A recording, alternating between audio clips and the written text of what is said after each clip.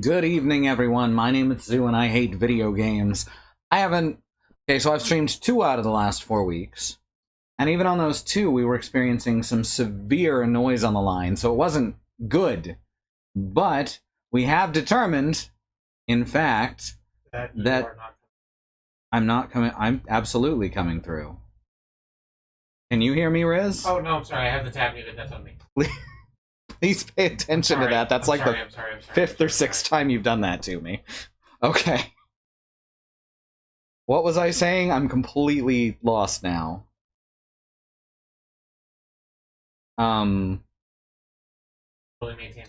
Right. Yeah, I'm completely thrown off now. Shit. Let me start over.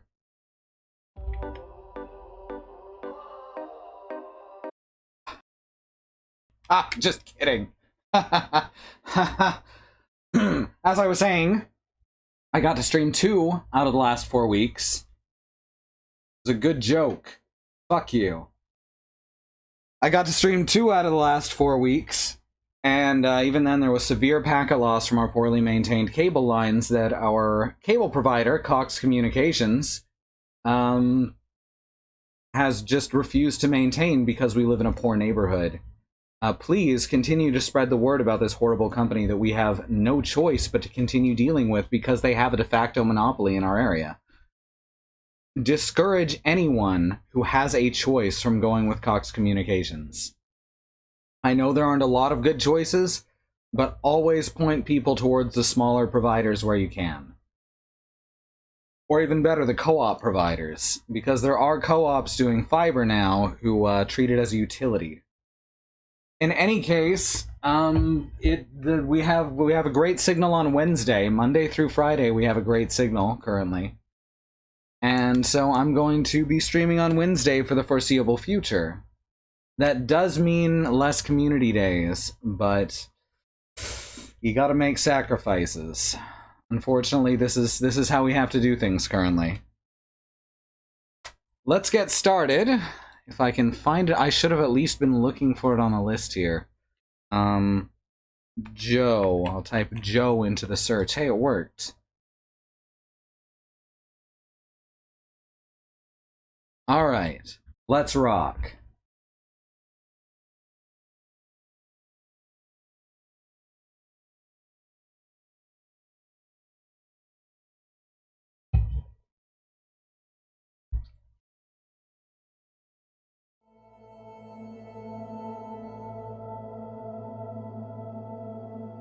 Let's press any key to get closer. Joe DiMaggio's Lone Wolf, the game where you are the quarterback. Alright, I gotta get a real Joe DiMaggio voice going. Joe DiMaggio's Lone Wolf, the game where you are the quarterback. I have no idea what Joe DiMaggio sounds like. I just imagine he sounds exactly like I just did.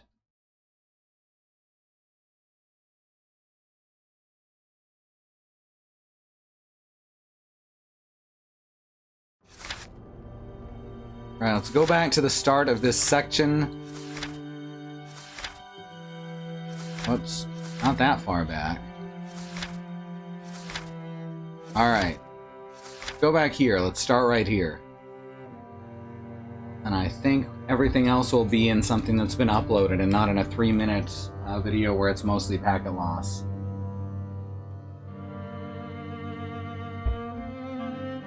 What, quarterbacks aren't a thing in baseball? Who tackles the men's? The groups of enemies in the vault are at least moving in easily predictable patterns, and the tall cases offer many opportunities to hide. Using your skills at stealth, you slip from one case to the next, creeping closer to the Vordak with every step. The Vordaks are powerfully psychic. This one is completely focused on the stone text in its hands. You reach it without being sensed and manage to land a single well-placed blow completely by surprise. The Vordak staggers forward and crashes through a shelf. When it turns back to you, its gaze is burning with hatred. Meanwhile, everyone else in the archive is alerted by the sudden noise, and before you can slip away, they rush to attack. And then we killed them all. Good. We've got a +3 gold signet ring. That's pretty decent. The battle was long and it took its toll on the archive around you. Many of the shelves were knocked over, their contents shattered. Those artifacts that were not lost to the combat had already been ruined by the Vordak's rough search. While a few items might remain intact in here, you doubt any of them were the vessel you seek. Thank you, Christy. Fortunately, the raiders may have done your work for you. Nearby, there's a locked chest with the same Drakarim symbol you saw on the one back near the beginning of the misadventure. In all likelihood, the chest of valuables contains everything from this archive that the Vordak considered too important to leave behind. Its scrutiny might prove to be your reward, assuming that you can get the chest open without ruining whatever it holds. We can punch it. We can try and weapon master it, or the obvious choice.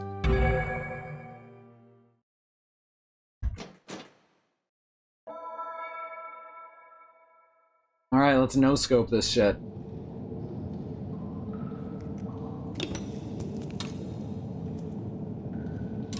Ooh.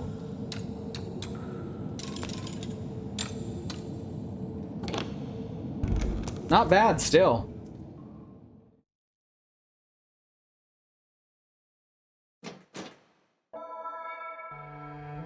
I'm doing really well at the lockpicking after that first chapter. With a few skillful twists of your picks, you defeat the lock on the Vordak's chest. It falls to the ground in a bloody heap. Oh. You examine the chest carefully, making sure there are no hidden dangers. Satisfied that it is safe to open, you do so. Inside, you find 3 items of note. The first is an ornate amulet carved in Shanti fashion. Though you sense no power within the pendant, it might well serve as the vessel Saratar needs for his transference ritual. You also find 2 blue crystals, much like the ones you've seen before. These are small, and the light within them is not very bright, but they may still be of use to you. The chest also contains useful supplies that your enemies brought here from Vitag. Ironically enough, you shall be the one who takes advantage of them. Anyway, I forgot to greet everyone. Hello, Christy, Badroad, and Riz. So, the things that were important were an elixir of Volko, which is fine.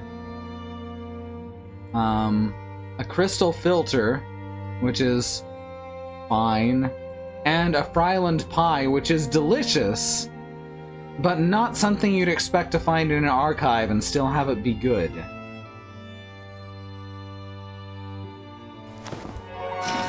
Must have been a pie archive. With the blue crystals and the vessel safely tucked away in your pack, you take a moment to reflect on where you need to go next. There's no time to waste, but rushing off without a plan could be more costly than being cautious.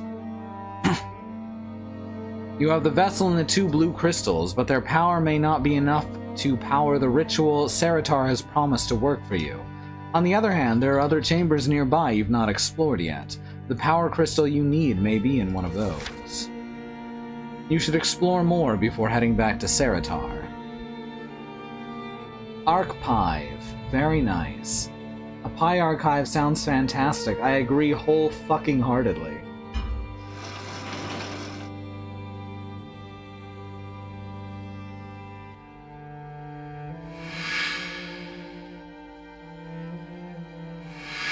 It's a place where they store the texts of the, pious.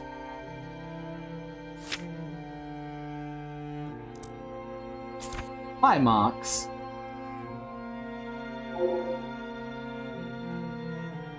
Let's see.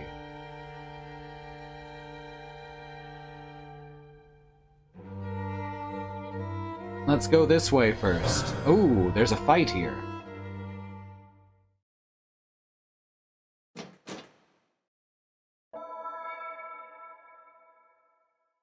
Why must we hold all these limes? Alright, let's see if I remember how to play this game.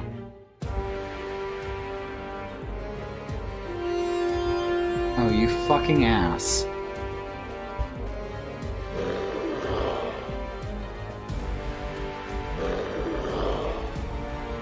Is it a pie chart? Riz, is it a pie chart? Is it Is it a pie chart, Riz? It's a pie chart, isn't it? Sure, let's go all out with Sunstorm.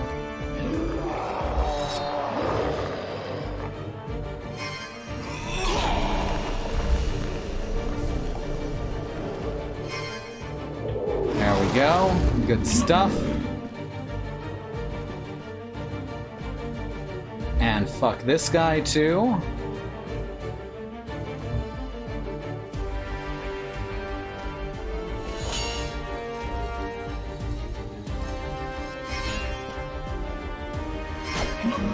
Right in his head.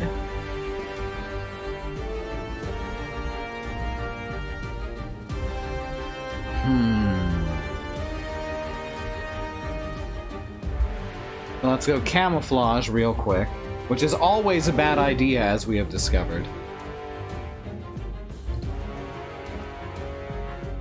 End our turn.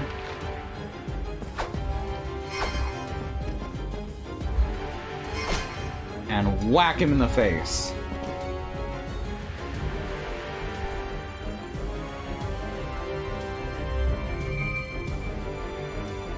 And whack him in the face.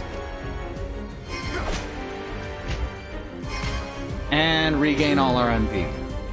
I think this was a good thing. We actually came out of it better than we entered it. Come on. Puppy, you need to come on.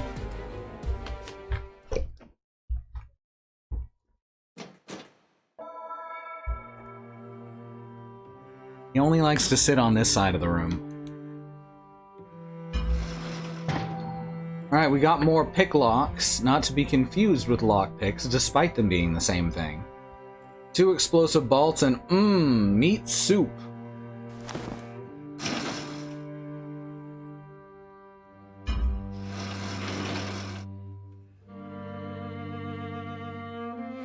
You gotta redraw the paths every time? Can we just leave them there?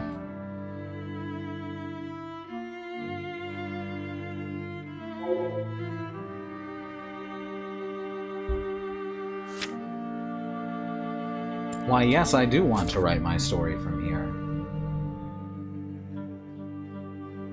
Oh, it's meat. Meat-flavored meat. You enter a wide chamber, its smooth walls lit by dozens of enchanted torches that burn without smoke and do not flicker at all. Oh, so light bulbs.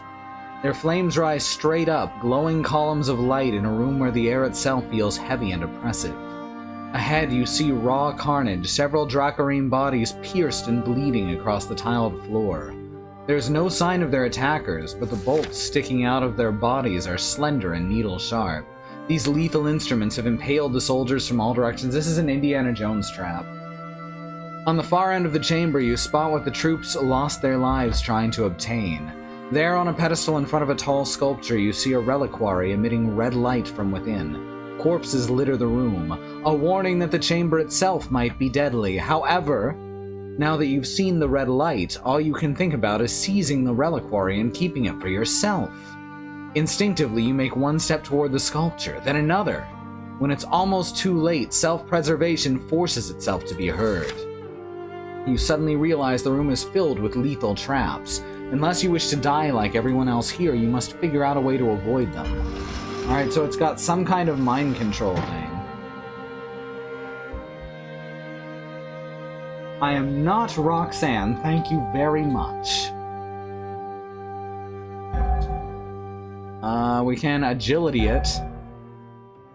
We can strive to focus. We can, survival. That's like specifically for this.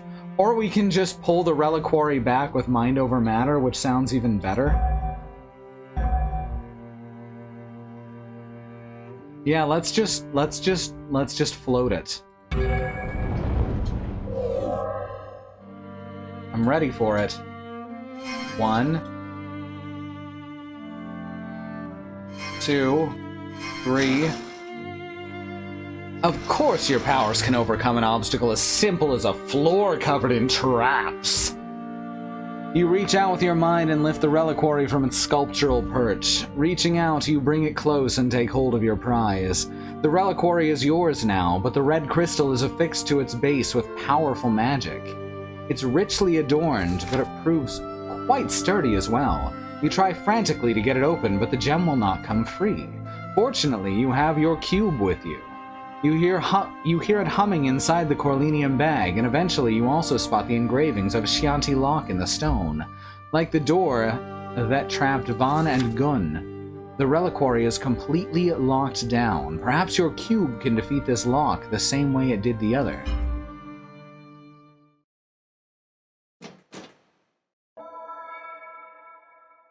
Fuck up all the puzzles with psi powers. You fucking know it.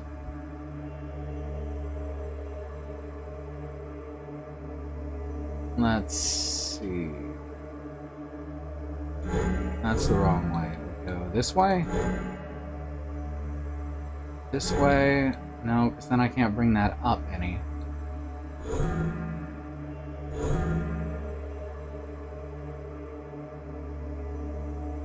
Well, like this. Up. Out. No. Up and out? No. That's almost right. Just backwards from how I intended it.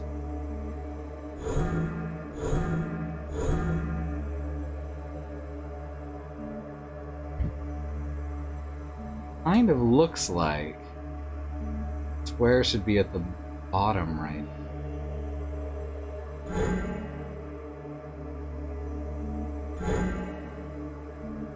Except that doesn't work.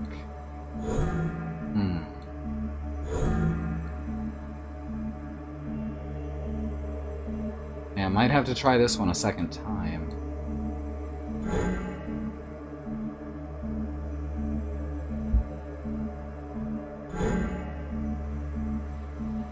That's fine.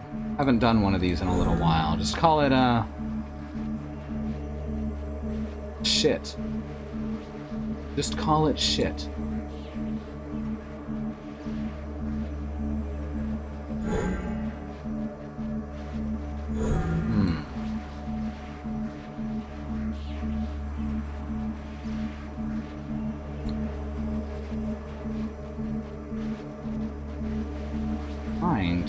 See how this works.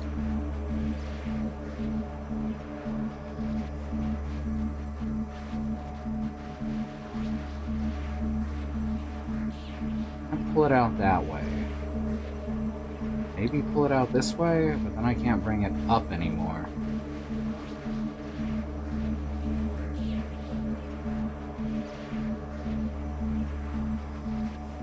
Ominously beeping, of course. And I mean, you can just start over if it explodes. It's not a big deal.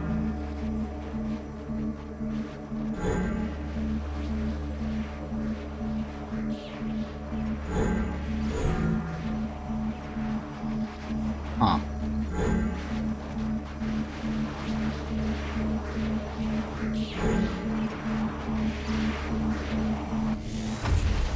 Oh no.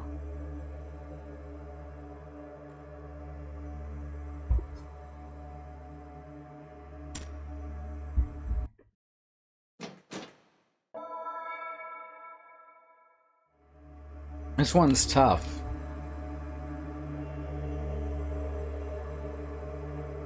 Someone on YouTube is saying they've already figured it out. And they probably have in their defense. But that doesn't do me any good, does it?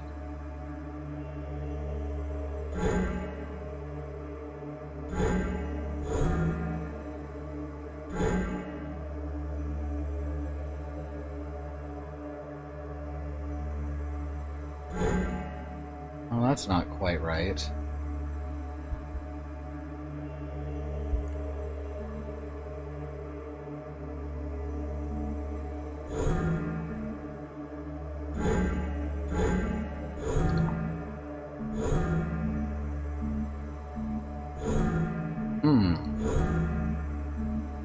This one's legitimately got me stumped.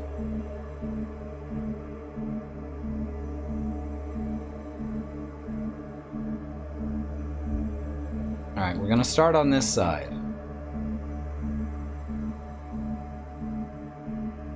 Pull that down. That can't be it because it's got the thing across the top. And we turn it this way. Let's see if we can pull that down. That out to the right, to the left side. Both of those outwards? Maybe?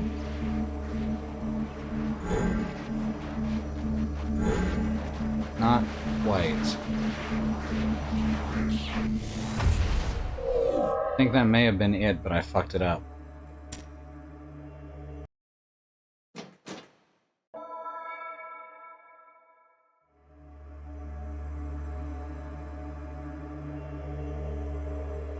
Alright, we start on this side.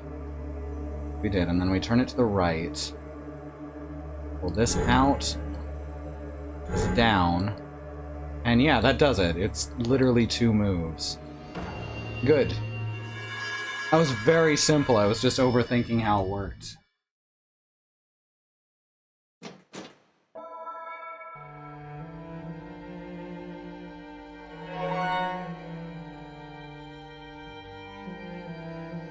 The red crystal comes free, falling into your grasp. You've struggled so hard to seize this prize, but now that you have it in your hands, you just feel empty.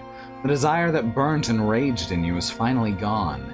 Instinctively, you let the reliquary fall to the ground. As it shatters to pieces, your mind is finally free from the chamber's influence. You have what you came for. There's no time to waste, and you have no desire to linger here. Pocketing the gem, you turn to leave the chamber as quickly as you can.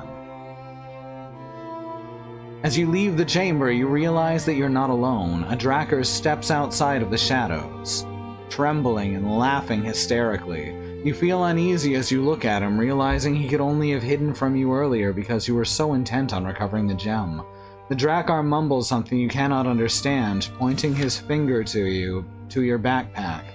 Covered in blood that is not his, he has clearly lost his mind. Did he hide because of cowardice, or had he sent his companions to their deaths on purpose?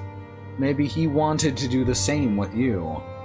How close were you to succumbing to this same madness before you finally claimed the crystal? You grab your weapon, knowing all too well how this will end. The Drakkar, however insane he has become, is still a treacherous soldier of the Darklands. The Darklands, I can speak. He raises a red-streaked warhorn, blowing it before you can react. From the sound of heavy iron boots approaching just a few seconds later, you know that you will be in for a hard fight if you want to leave this chamber alive. But what if I don't want to leave the chamber alive? Is that an option? I should actually equip some potions. I've got a lot of them.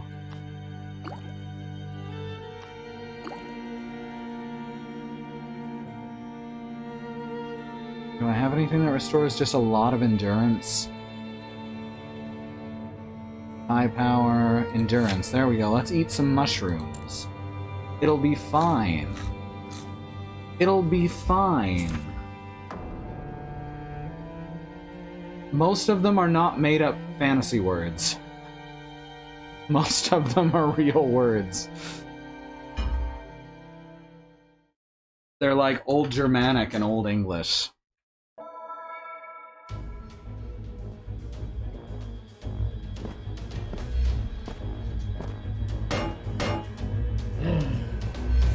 Oh, he's got one of those fire swords, too.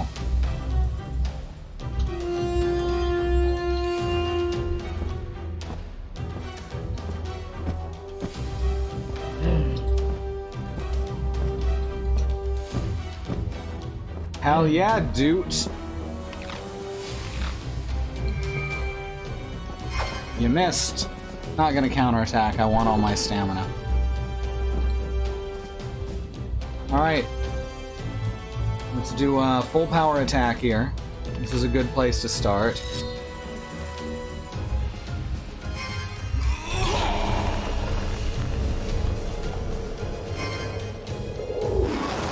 That's some good magic sword. Fucking delicious.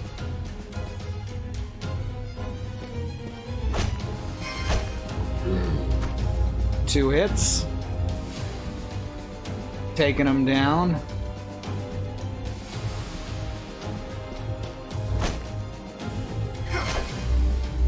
And now I'm gonna slap him.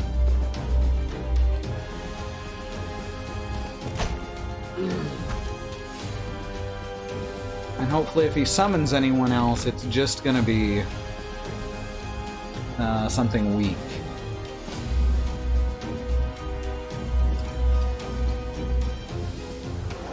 Hey Alma, good to see you.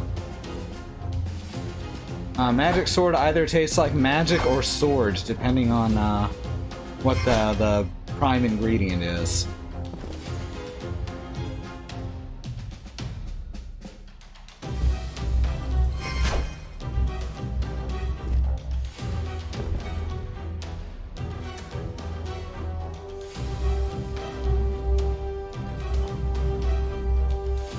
Who recovers first, him or me? I mean, me, obviously. He's stunned. I'm just waiting for my turn.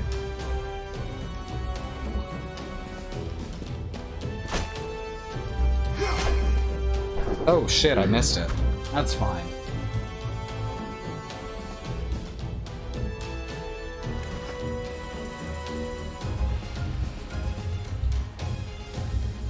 Any boosting you do is we're very grateful.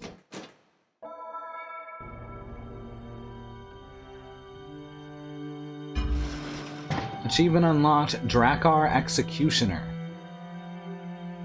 Hey, it's another Smitor! The Drakkarim lie slain around you, no longer barring your escape. Just before you move past them and leave, a gleam of gold catches your eye. It comes from the shadows where the Mad Drakkar's been hiding. You move closer to investigate and discover that a hidden door is open in the wall, revealing a small vault beyond. You fear that this can be another trap or an illusion, but what you see inside seems entirely real. There, hanging on a carved stone rack on the wall in front of you, is an ornate golden shield.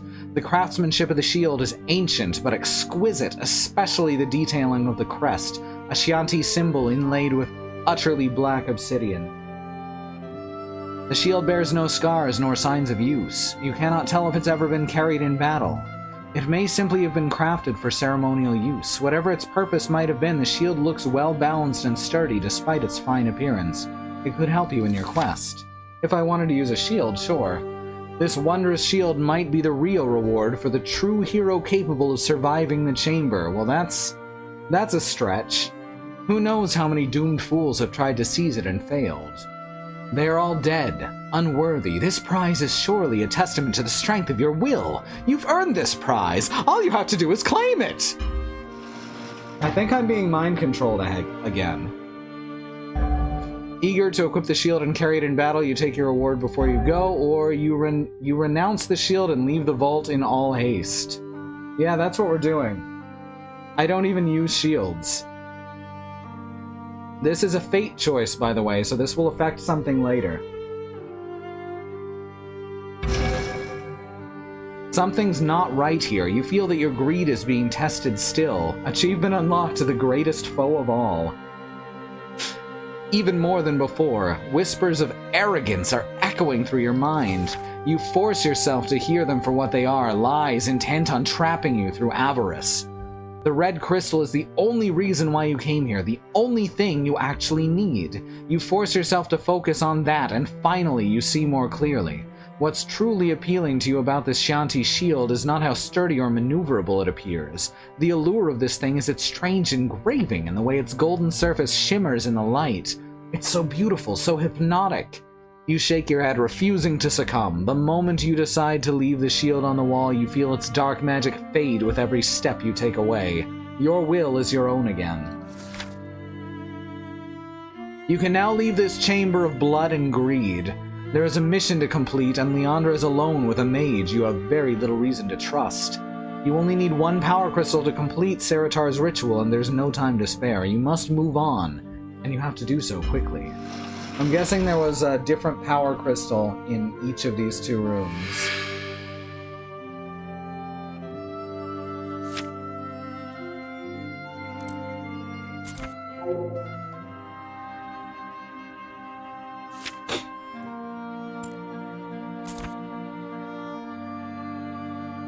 Chamber of Blood and Greed was my metal band, says Christy.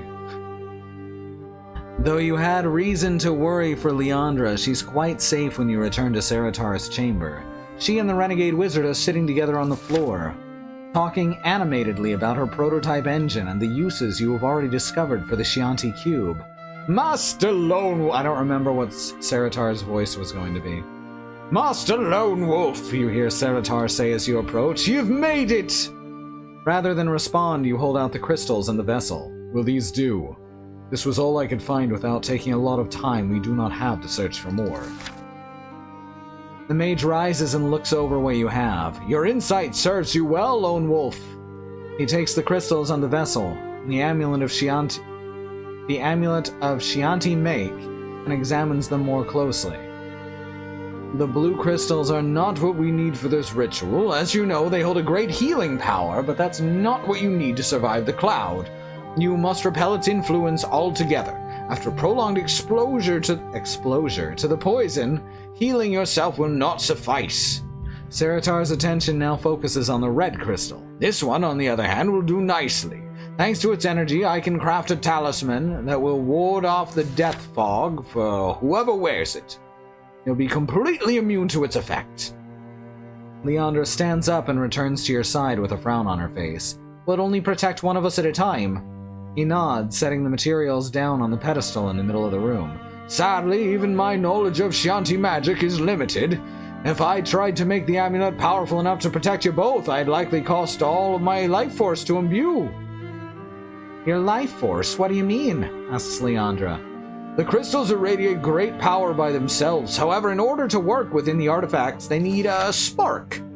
What source applied this spark in the Chianti rites of old, I don't yet know. Resorting to my own life force is the only means I found so far. I doubt the Chianti wizards did the same. They must have known another way, but this is not the time for such speculations. Let us delay no longer, Master Lone Wolf. You hand the red crystal over to Saratar when he asks for it, wary but willing to trust for now. If the mage is going to betray you, now would be the time. Saratar takes the crystals in his left hand, and he lays the other one on the amulet where it rests on the pedestal. He utters some words in the ancient language of the Chianti, and a red light flows between the crystal and his body. You can see the energy being channeled through his outstretched fingers into the amulet itself. When Saratar has completed the ritual, only scarlet dust remains in his hands. The amulet starts to glow, rising off the pedestal to hover in front of him. And here's a wizard, screaming.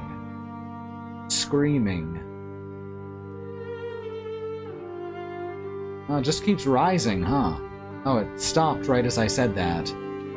Oh, there it goes. No, it's going back down again.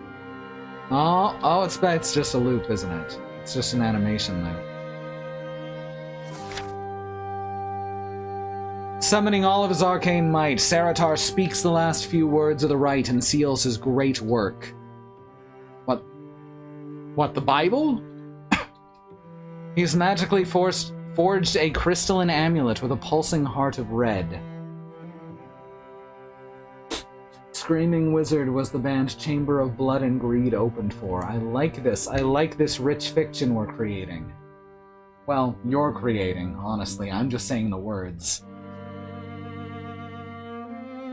He has magically forged a crystalline amulet with a pulsing heart of red. The amulet settles into his grasp, empowered and complete. Saratar, however, does not stop glowing. The ancient energy, he whispers in pain, it's too great! It's going to... An explosion of light and force detonates all around the wizard, hurling him across the room. The shockwave is enough to knock you and Leandra off your feet, but you're otherwise unharmed. Exploding wizard!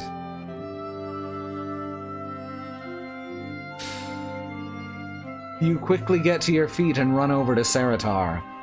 He's badly wounded and breathless, and breathing past ribs that sound shattered. Blood trickles from both corners of his mouth. With an agonized cough, he stares up at you, only one eye able to open. Never call up, he groans, his voice weak and fading. What you cannot put back down. A talisman, is it still? You nod, holding it up for him to see. When Saratar realizes his sacrifice was not in vain, he looks both resigned and relieved. His eyes go still for a moment, yet they widen again at the thought of one last desperate chance. He looks up at you again, his right hand pointing at your backpack. The blue crystals you found, Master Lone Wolf. I might still be able to unlock their magic and heal myself. His eyes look pleading, and as soon as Leandra hears his words, so do hers. You hold the power to save this man's life, one who was so close to the traitor and yet did not prevent his betrayal. Did you even want to stop him? Perhaps his amulet is a trap. One last chance for his bloodline to destroy the Kai Lords. So his cousin? Brother? I believe Veritar, they said his name was the one who killed all of the Kai Lords except, well, all of the Kai Lords. Lone Wolf was just an apprentice at the time, and that's why he ended up becoming the last of the Kai. So this is a difficult decision for Lone Wolf, even though with just the context of this book, it doesn't necessarily seem that way. Moreover, can you really rely on his craft? If you trust him, the blue crystals will be destroyed. You could keep them for yourself for later. You might even be able to use them to cross the chamber and avoid the risk of his amulet altogether. Whatever you decide, you have to make up your mind. So I'm not going to be an asshole. I'm not going to hold him responsible for his family's doing. He's going to die of exposure? Someone quote that. In spite of your doubts, you still think that Saratar deserves to be saved? Yes. I'm not going to be a piece of shit.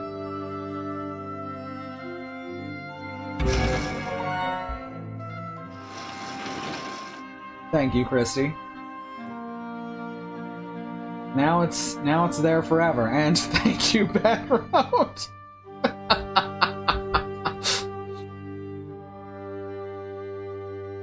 Saratar is kin to the man who betrayed Sommerland and destroyed the Kai Order. Even burnt and dying, he bears a strong enough resemblance to Vonatar. I was close, that it hurts you to look upon him.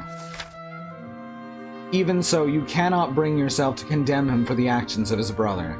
You have no proof that he's been anything but forthright this entire time. Much as you fear you may regret this decision, you nod and offer the broken mage both blue crystals. Saratar is very weak, but holding the raw crystals in his hands, he manages to draw the energy he needs from it. A sapphire light rises up out of the crystal like a wave, flowing through his body. In its wake, all his pain seems to vanish. Leandra's been silent, and she takes a deep breath before speaking her mind. I know you have every reason to be wary, even angry, but I think you did the right thing, Lone Wolf. She adds softly before stepping away. I know you wanted revenge, but this was the right thing to do. Now that his wounds have been purged, Saratar is well enough to move again. He sits up on the cold stone floor and clears his voice to speak. Thank you. I'll never be able to atone for what my brother did, but at least I've managed to be of some use to you now. Once I've recovered, I shall return to Toran. Self-pity and seclusion will not make things right again. Years ago, Vonatar destroyed your whole world. Now you've saved the life of his kinsman. Before I go, I'd like to express my gratitude once more. His right hand recesses in the wide sleeve of his tunic. Then he hands out to you a signet ring that bears the emblem of the Brotherhood of the Crystal Star. Please take this. I've not felt worthy to wear it in a long time, but in giving it to you, perhaps both it and I can be redeemed. Crystal Star Ring. Well, that's pretty decent. 3 intelligence and 450 MP. You want to make sure that... Achievement unlocked, holding no grudge. You want to make sure that Saratar will not be easy prey for the raiders that roam the halls, but he encourages you to go on with your mission. I'm well enough to defend myself now if I must. You came here with a purpose. He smiles, trying to show both strength and confidence. I do not wish to keep you from it any longer. Go now, Kai Lord. Go and finish what you came here to do. With gratitude, you and Leandra turn back toward the dark passage that brought you here.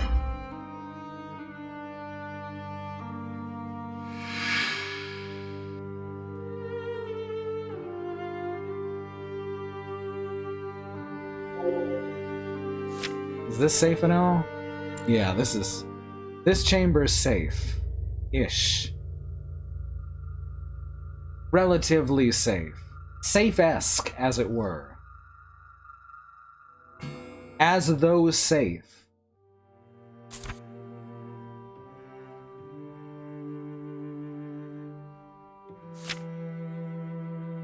Yes, let's write our story from here.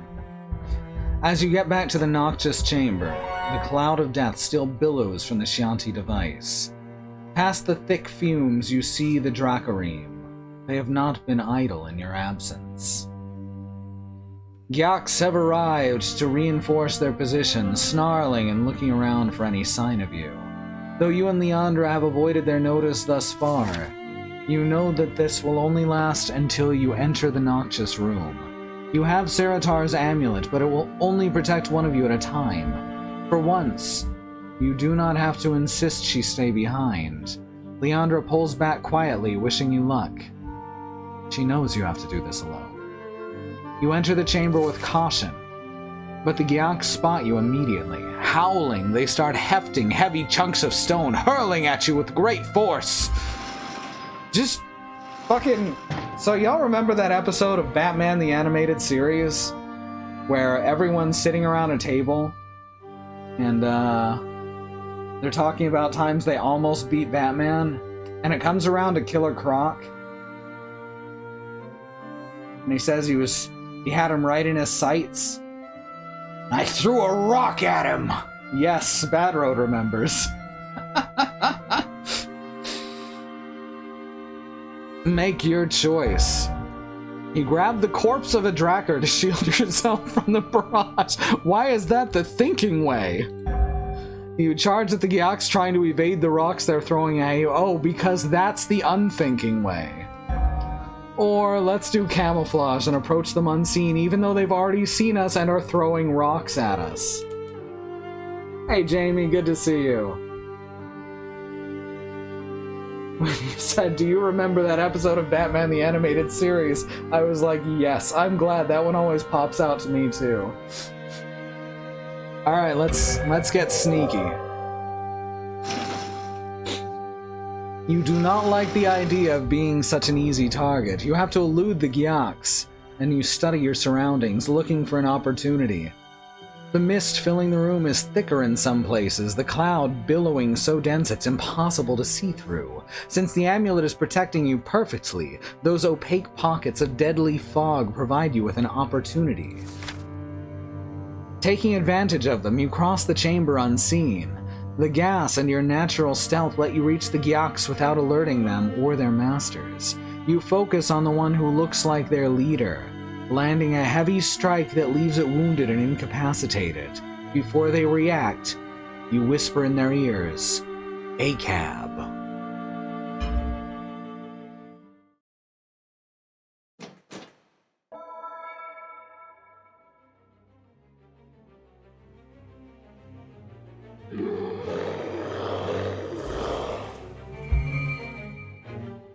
Oh, that one's even stunned. That's fun.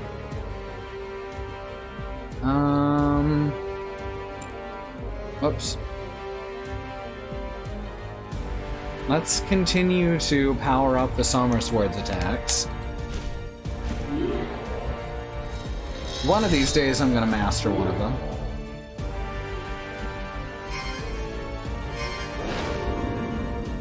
A good start.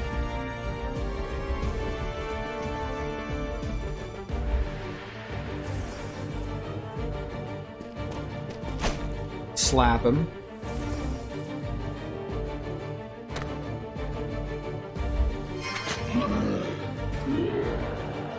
Bop it.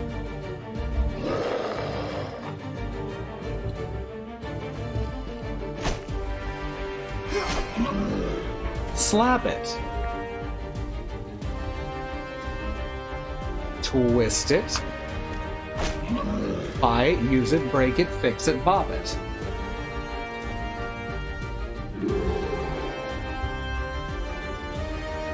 How about we make this guy explode?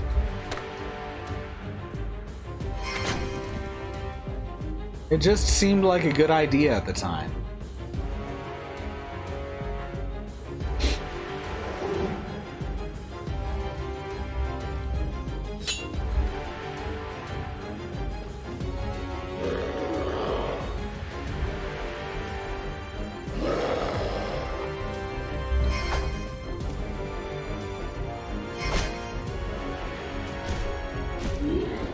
Alright, that guy's gonna die to the fire. Called it.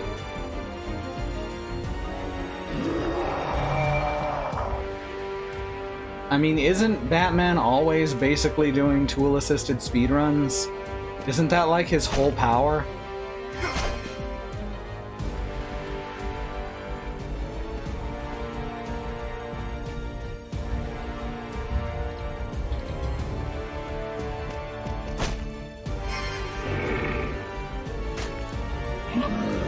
I'm so mad that you're not even wrong, says Christy.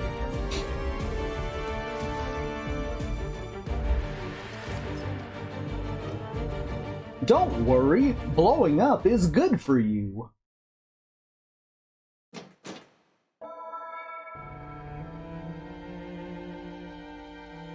That's true too, Bad Road. Every time I see Volko Blackberry Potion, I think Voldo. As the last Gyak is falling, you move on to the Dracarim. They cannot enter the chamber and they have no more reinforcements to call for, but they do not want to be caught by surprise either. On the other hand, you have no other option than to engage them. You retain your momentum and charge at them, even though this strike might mean letting them deal the first... Even though this might mean letting them deal the first strike. For Summerland and the Kai! One moment, while I eat some mushrooms before combat.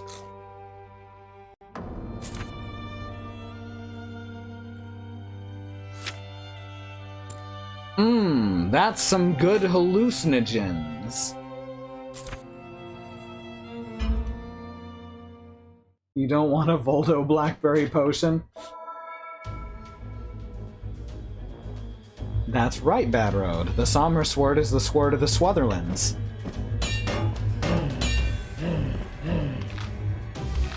I swear to God I did not mean to say that.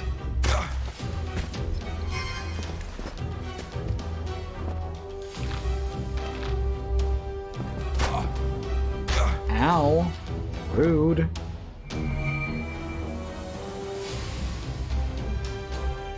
Ooh, this is a lot right here.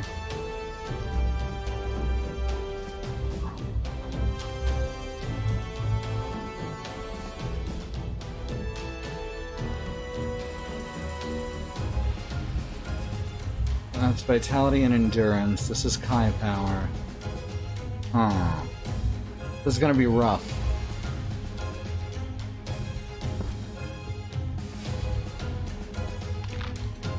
Just a sec. How much does camo cost? 750.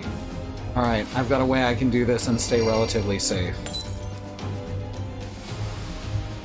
We are gonna have to use the weaker of the AoE attacks.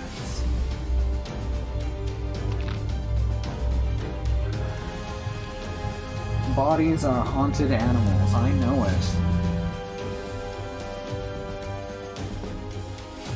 Yeah, between the Australian wildfires playing havoc with the weather and then also like an actually dangerous pandemic, it's been a hell of a thing. And Jamie hallucinating since last night, that's just thrown off the whole country.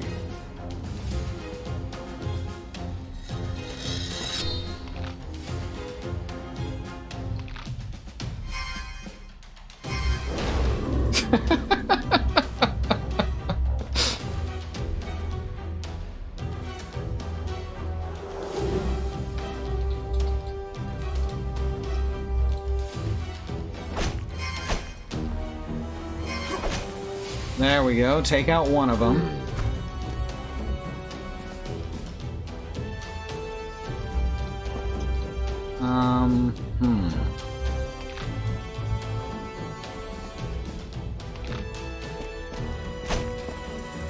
Oh, I fucked that up. That's fine.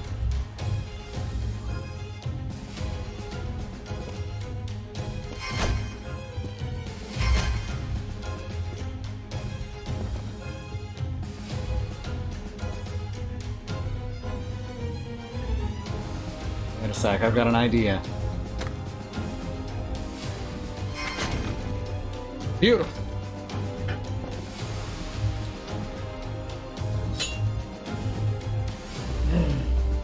Oh, I see. You're gonna point at me. What a dick.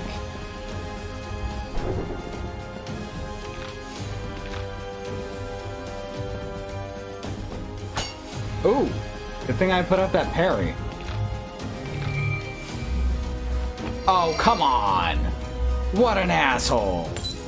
Honestly, healing yourself in the middle of combat.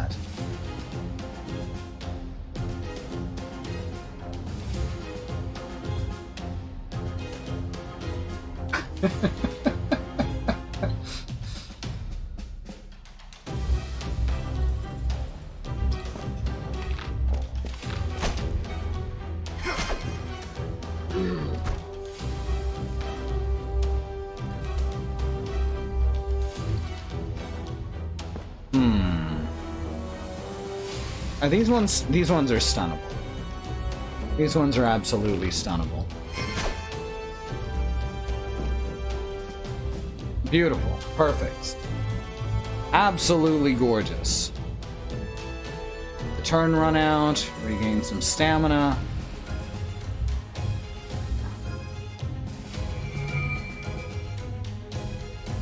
And now just beat him to death, I guess. Ooh, here we go. How about we summon Puppy?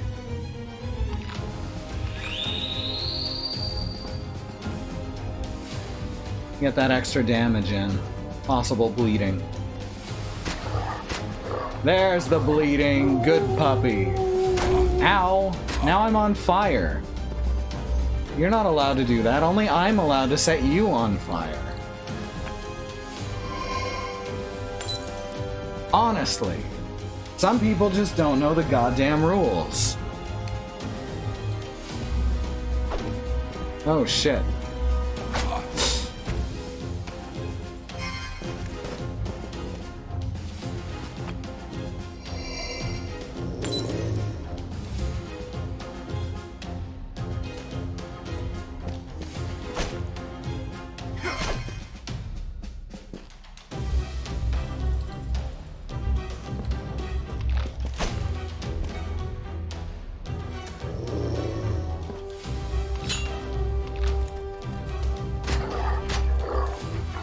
Munch, munch. Ooh, now he's double bleeding.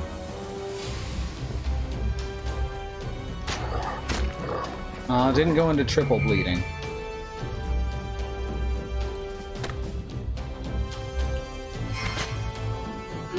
Game over.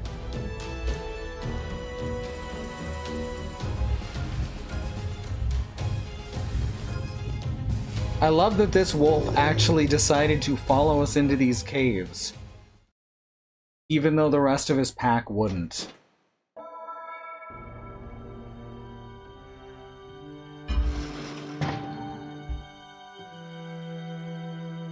You can just not take that skill at the start and miss out on that entire relationship. Free strength gold signet, that's a good one. Once the soldiers of the Darklands have been slain to the last man, you turn back to see Leandra waiting for you as close to the chamber entrance as she dares. You get her attention and toss the Chianti amulet into her waiting hands. As soon as she has it, she slips it on and braves the roiling vapors. The magic of the talisman protects her the same way it protected you. Under its aegis, she approaches the device with every intention of shutting it down.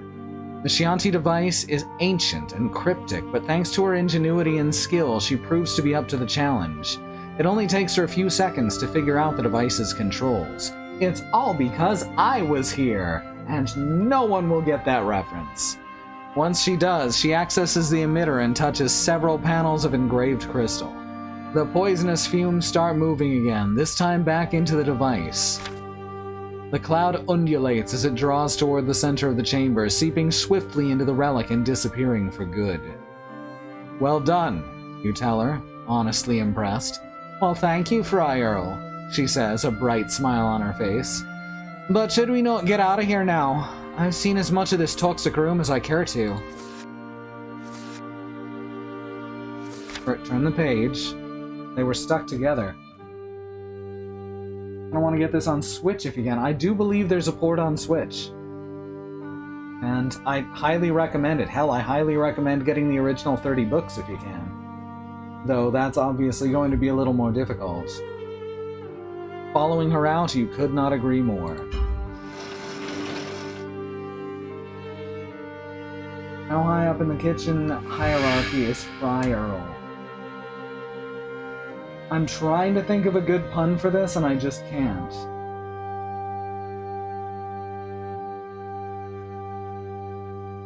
The Cookie King?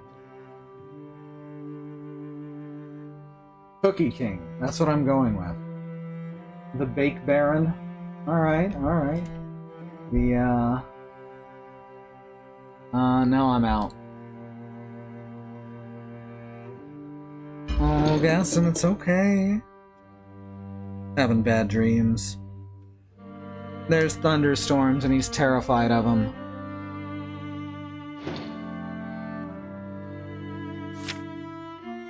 No, that's too dangerous. Alright. Pillager's command site.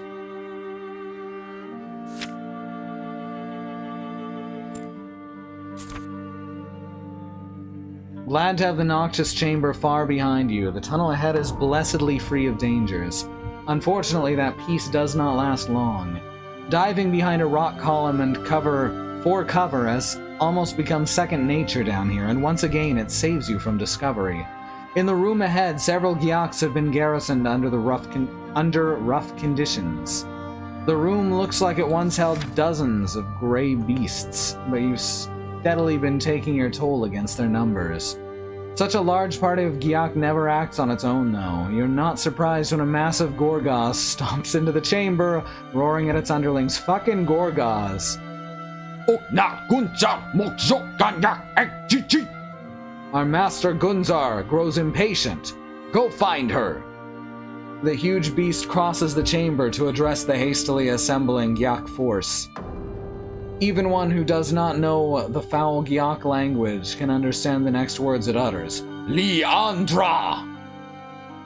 Leandra's eyes widen in shock as the huge creature sounds out her name. How? She whispers in shock. How can it possibly know my name? Gunzar must be the Dracarine commander who has been orchestrating everything from the Takh. Apparently, he has unveiled some of the secrets of Leandra's prototype. Even worse, he knows about her. The picture is getting clear, and it is not a pleasant image. I'm trying to think of a painter who paints exceptionally unpleasant images, and nothing's coming to me. I'm not all here tonight. I'm not in top form. You cannot wait for the Gyaks to find you both. Andy Warhol. Is it an Andy Warhol painting? It's too late, it's not funny anymore. You cannot wait for the Gyaks to find you both. You draw your weapon and hiss at Leandra to stay hidden. Whatever these fiends want from the girl, you cannot let them capture her. Whatever happens, stay hidden. Stay safe. Stay alert! Stay safe! You leave your cover and rush headlong toward the Gorgaz. Aki Amas Arokim Tagduk! Lone Wolf is here! Kill him! It roars as soon as it spots you.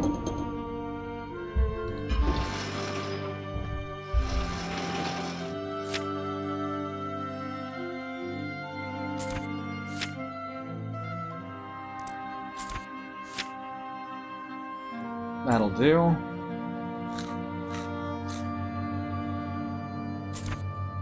Alright, let's Let's look at these signet rings. Well, these are absolutely replacing my current rings. They should help quite a bit.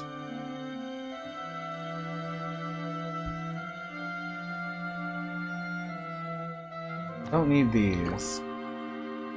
Tunnel sweeper might be better. There's the other signet rings.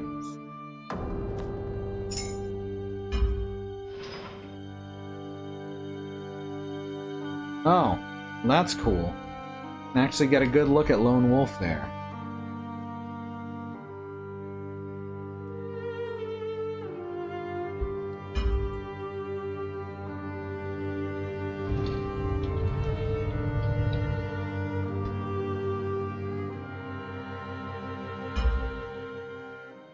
Doesn't even have a tail.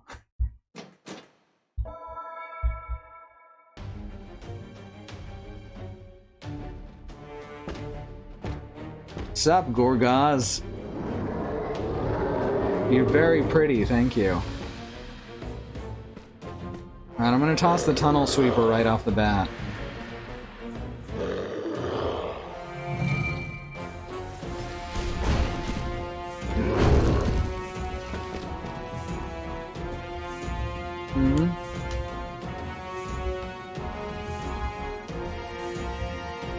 I don't... Fine.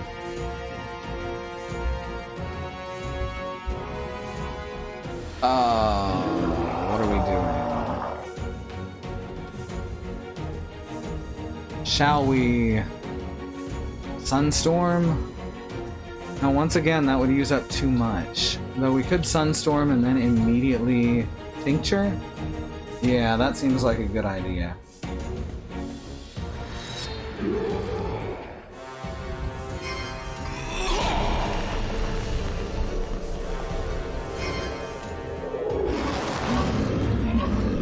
Yeah, that takes care of them real fast, doesn't it? Also, I don't even need to tincture because, well... Alright, here we go.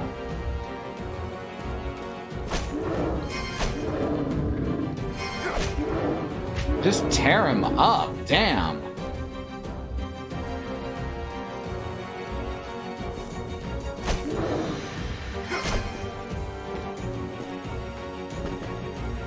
Now we're gonna hit camouflage to make sure we don't get hit. Oh, gotcha.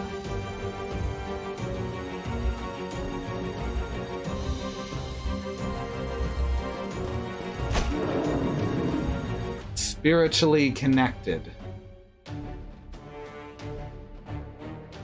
Wow, we've almost taken him out in one round. I almost feel bad.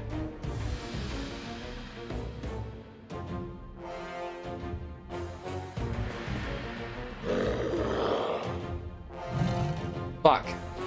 Messed that up. Wow, apparently I can't dodge the stomps.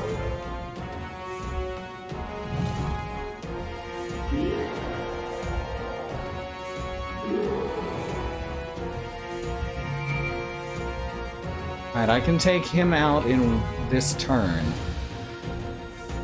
And then I just have to survive the Gyak attacks.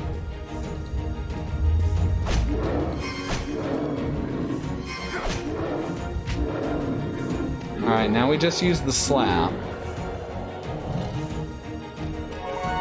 You have mastered a technique, you damn right. Oh, nice! Oh, that is harsh!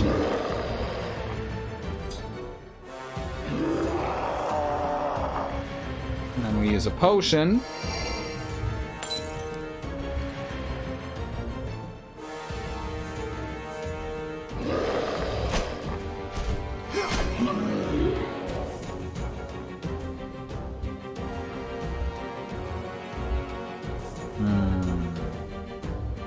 This is fine.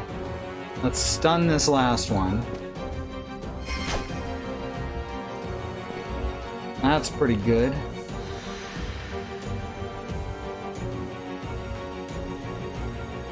And just let the next turn come.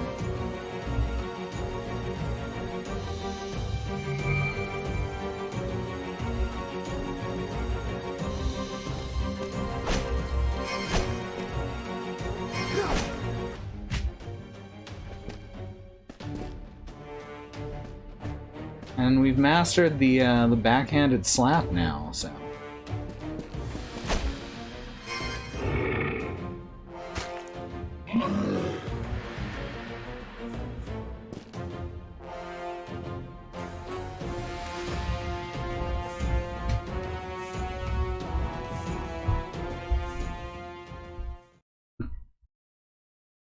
Good to see you, B. But can you play Doom in Wolf 2? That's the question. Achievement unlocked, Mace Master. You have attained an advanced proficiency with maces. With a mace as your main weapon, you have a greater chance to stun the enemy. Excellent! You can play Doom in Doom Eternal, you sure the fuck can. We got a Varsheld.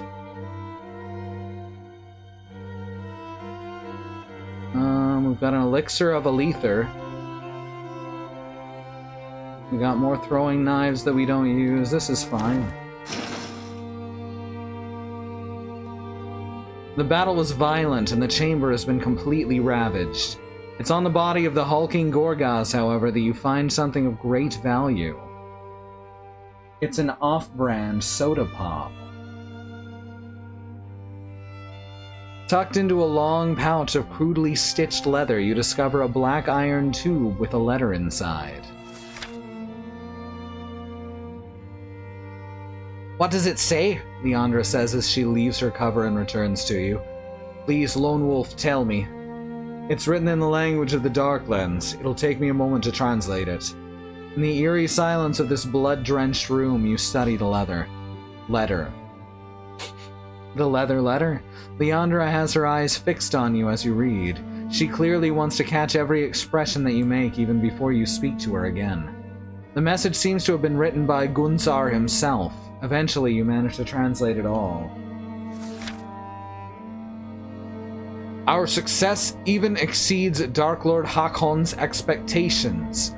The machinery stolen from Rockstarn are mere children's toys compared to the engine that has reached us. It was Nar's will we found it. My best engineers are studying it as I write this missive. Though this device has proven to be very advanced, I am confident it will yield its secrets soon. The craftsmanship and intricacy of this engine is beyond the work of Yen Redallion. For all his skills, he could never produce something like this. I suspect this device was created by his offspring. That a mere girl of a few years could build such marvels is hard to believe, but it appears true. I must know for certain. Search the tunnels and the forest beyond. Find this girl, Leandra, and see that she reaches me alive. I will force the truth from her one way or another. This is your sole mission now. Spend every last cur under your command if you have to, but bring me that girl. Yeah, this game's $10 on Steam. It's a good deal. I highly recommend it. Warlord Gunzer, Commander of the Tak. This news is troubling indeed. The enemy has Leandra's prototype, and now they want her as well. The closer you get to recovering that machine, the closer you are to delivering her into their hands. Though it will not be easy, here's a bat. You have to convince her to stay behind. The prototype has to be found, but you cannot risk Gunsar capturing her while you do it.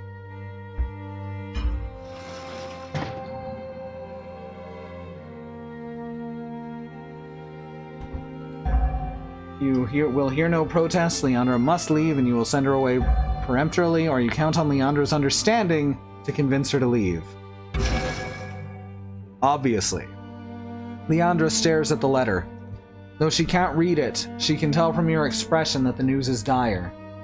What is it? What's the blighted thing say? You take a deep breath and turn to her. Leandra, the enemy knows of you now. They'll stop at nothing to claim you and your skills for Nar. I need you to turn back.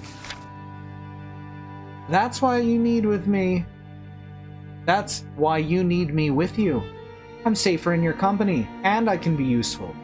We have to press on together. You shake your head sadly. Please, Leandra, go back to the mines. I cannot fight our enemies and worry for your safety at the same time, and believe me, I am more worried about you now than I ever have been. She wants to say something in reply, something determined and brave, you're sure of it.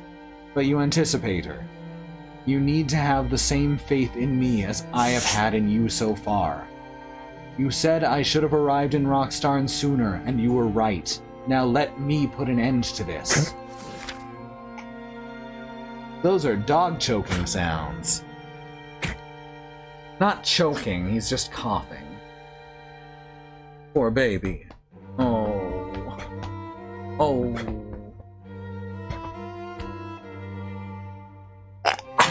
He's got some snot in his throat. Tasty, huh?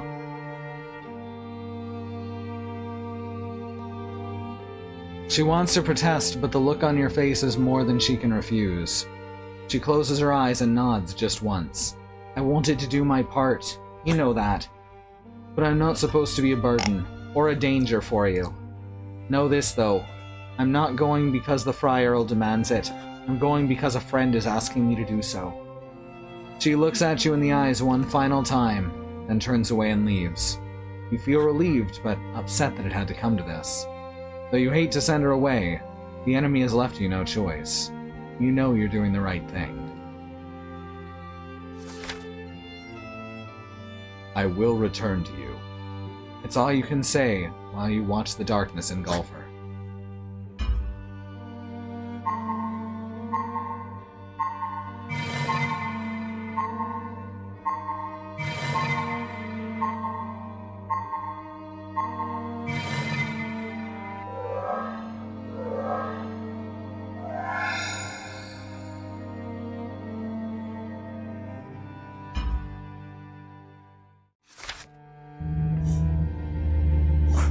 Part 3.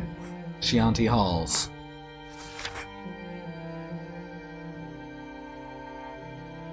The dark stone around you has never felt so forbidding. As frustrating as she could be, you had gotten used to Leandra's presence.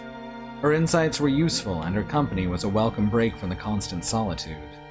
Now that Leandra is gone, the journey is every bit as silent and awkward as you expected it to be.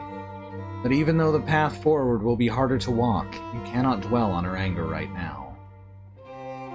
You investigate the chamber, carefully checking every marking, every corner, and every shadow you encounter. Eventually, you become certain that there's only one path that leads out.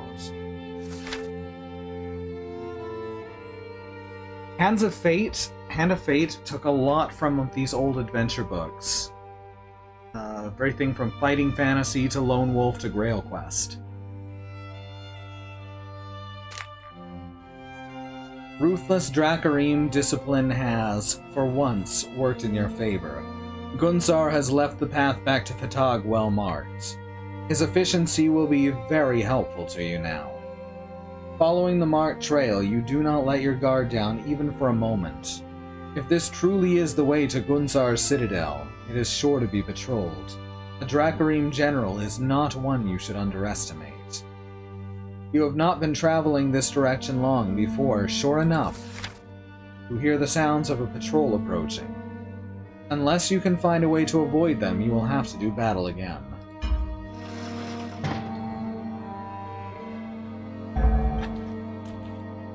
Let's see. Wait in the shadows. How about camouflage again? That seems to be working real goddamn well for us, so let's do that.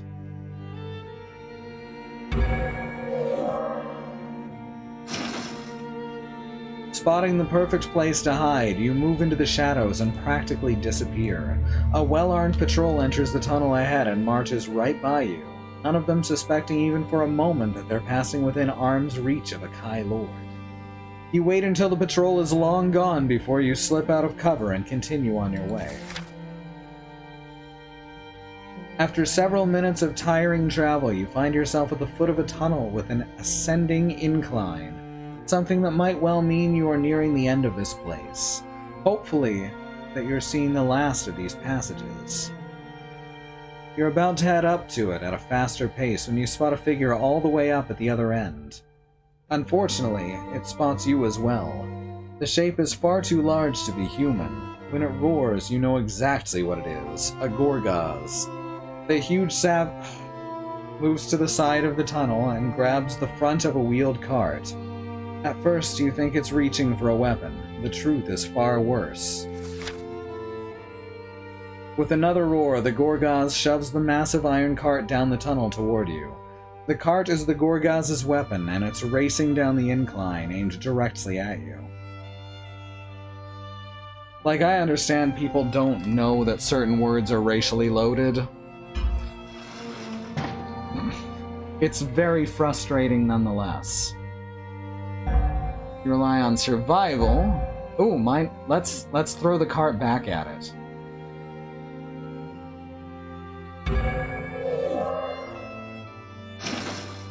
Ooh, didn't even have to do a test for that one. A moving object like this cart, laden as it is with crates and barrels, is far more than you've ever been able to control with your mind. Oh. It's okay, Gaston. I know. I know. You want a blankie? A blankie help? Poor baby. He is terrified of thunder. You drive doubt from your thoughts and try anyway, knowing that if you fail, it will crush you. The cart proves to be more than you can handle, but you do manage to slow it considerably. You release your desperate mental grasp just before it hits you, focusing on stopping it the best you can with your arms, your back, and solid leverage. The impact is substantial, but you take it well. Now that the cart has stopped, you crouch behind it, catching your breath and drawing your weapon. Your shoulders ache from your effort, but you have to ignore the pain for now. The Gorgaz snarls, lumbering closer to make sure the minecart took you down. Now you have the perfect chance to lay an ambush of your own. The moment it comes within reach, you lash out from the shadows. Your weapon strikes true, wounding the Gorgaz sorely. Your battle with the monstrous creature begins with it roaring in pain and rage. Alright, that's not a bad way to start.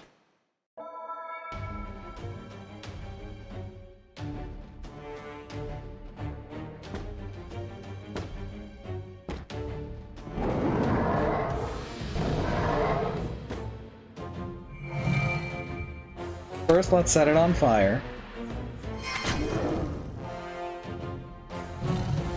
Then, let's, okay, its armor is pre-sundered, that's nice. It had also already taken damage and is bleeding. You know, this is working very much to my advantage.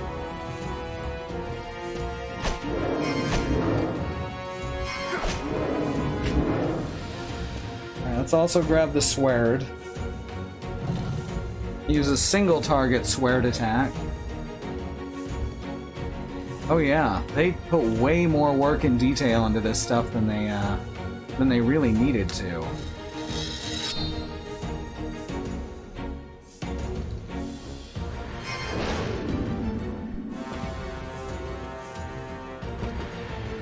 And this is why ambushes are a good idea.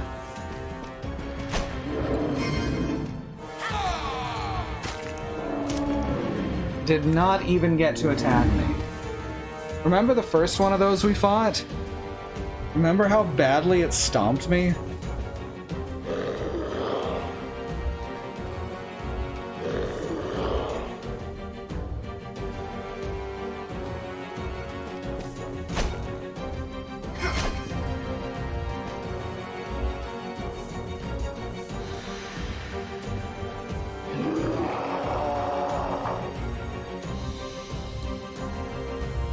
Shit.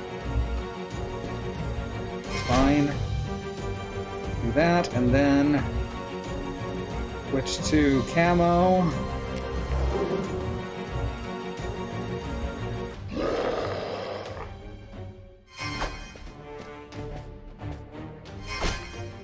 Slap him good.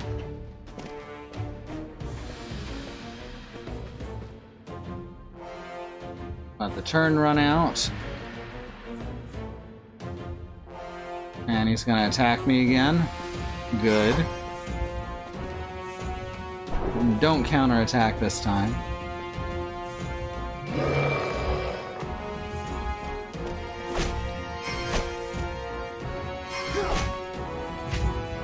Ooh, look at that. He survived. What a jerk.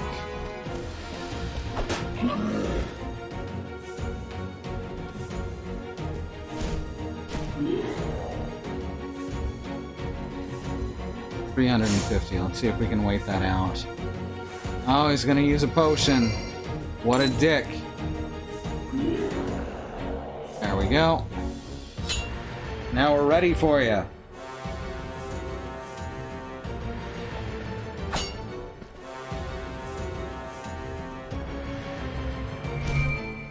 Man, you ain't shit.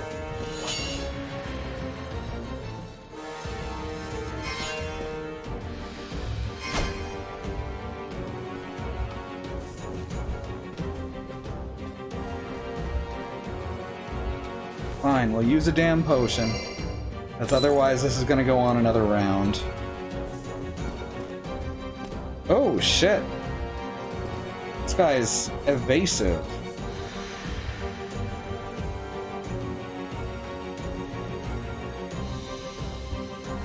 I guess it's gonna go on another round.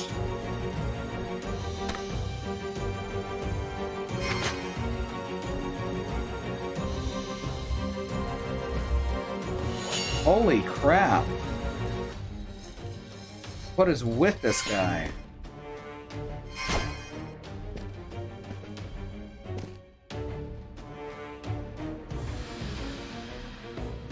Fine, fine. We can finish this just by summoning Puppy.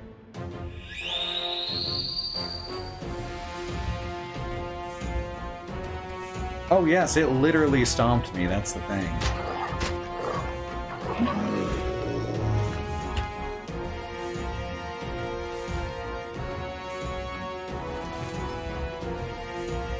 Here I am, wielding 2 huge maces and a massive sword.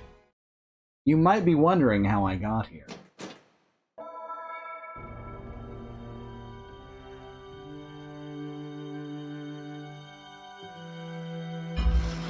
Oh, how it fades into inks? Yeah, I'm a fan as well. Garnet pendant and a guard.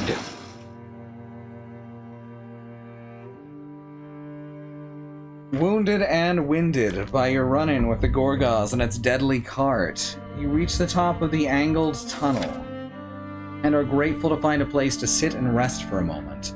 Once you catch your breath, you realize that you're sitting on a crate with rockstar markings, one of several stacked around you. This is another storeroom, like the one where you found that first Dracarine chest. The cart makes perfect sense now. This must be a staging area for moving the goods from the village up along the way to the Tog. Most of these crates contain metals, valuable but of no use to you right now. Others are stuffed with leather and cloth, similarly useless. I mean, if I hadn't finished upgrading my equipment already, this would be some bullshit. One container stands out, however. Up against the tunnel's wall, you see a chest branded with a label you've seen before in Rookstarn. This chest has traveled all the way here from Hankar's store. The chest is locked, but its potential is too great to ignore. If there are supplies inside, you need to get into it. At the very least, you need to keep those goods out of Dracarine hands.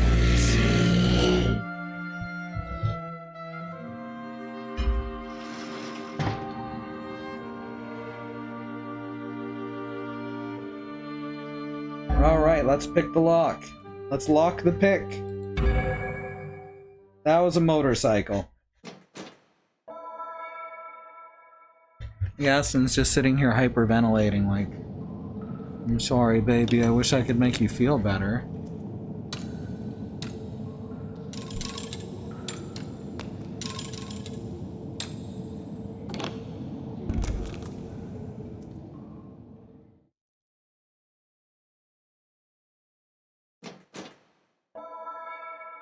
Baby, maybe you need to go get some water. You okay?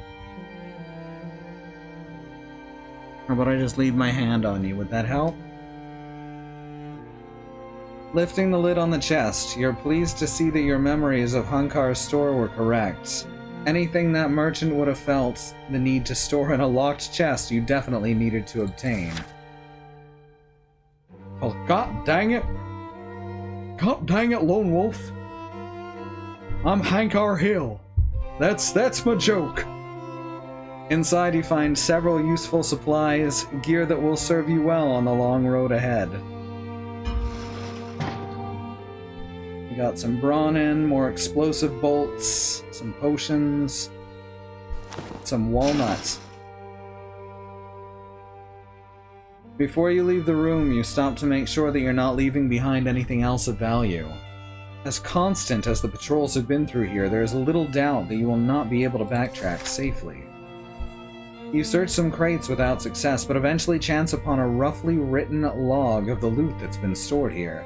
Such a document, its every line another accounting of people you failed to save, only serves to anger you. Every mention of personal goods renews your memories of the massacre in Rockstarn. You're hastily leafing through the dire log.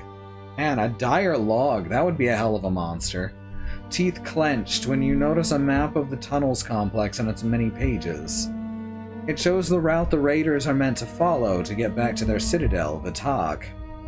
According to this map, a tunnel has been dug underground, stretching from the stronghold to the depths of the temple.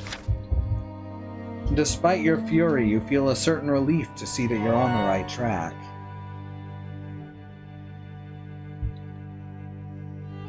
Though the trip has been a hard and costly one, you're not far from your destination. There are also several strange symbols on the map. In the language of the Darklands, they serve to point out areas of mystery, places of the Dracarim have not yet fully explored but suspect of being important. After a moment's study, you realize that these symbols are denoting rooms and chambers you recognize. You've already been to many of the places and found nothing out of the ordinary. If your enemy is interested in these chambers, perhaps it would be worthwhile to go back and have a closer look. Do we really have time to do that? I guess it's not quite as desperate anymore.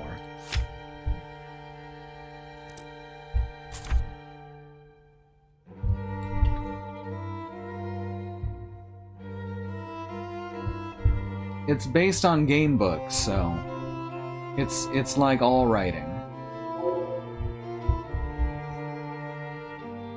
Right now we're on like hour 15 or something. Oh shit.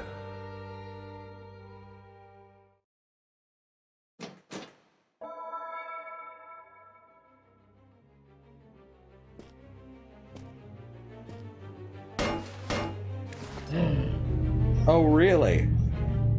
That how it's gonna be?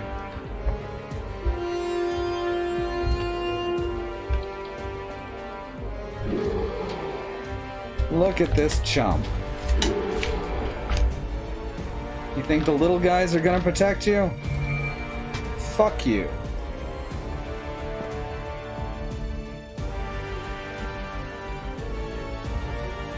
About to end this man's whole career.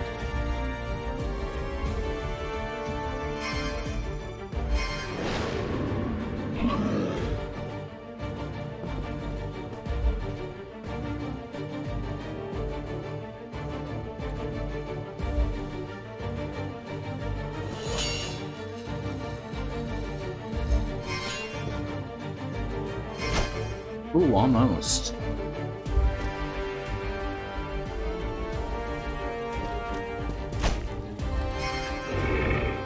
I mean, it's not much MP to gain back, but it seems worthwhile. Now we go camo. And parry.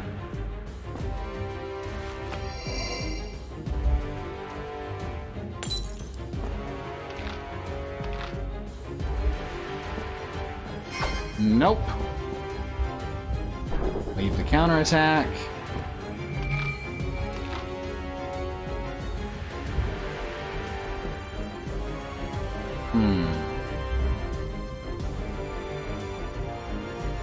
Alright, let's hit him at 1150. Yeah, this should do it. We'll hit him and then we'll stun him.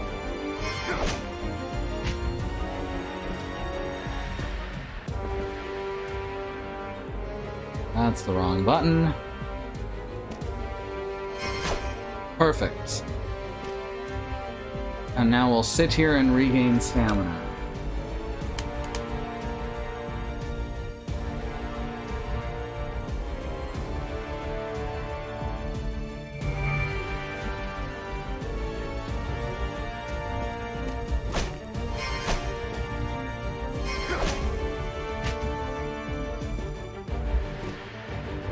Like I knock him back by kicking him in the crotch. It's a nice touch.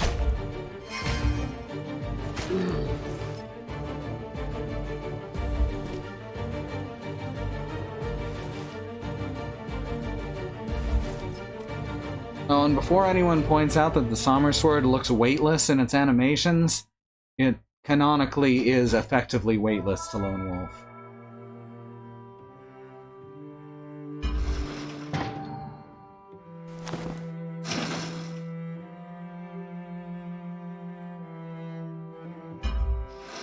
Alright, here we is.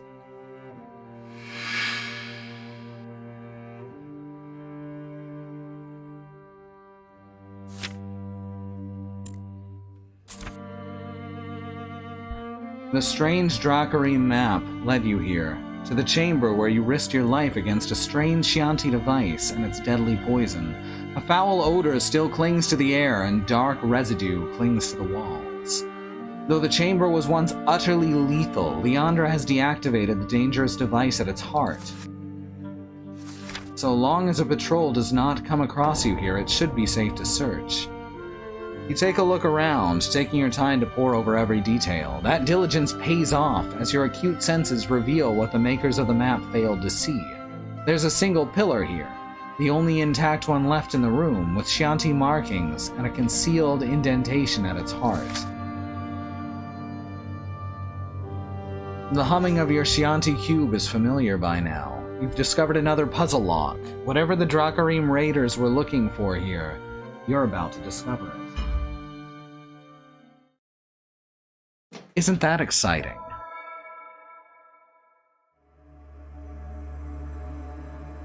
Ooh, that one's complicated.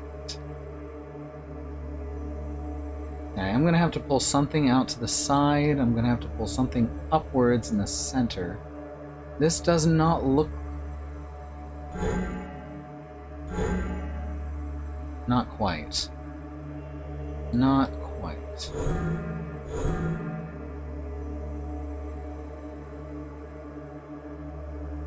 This one.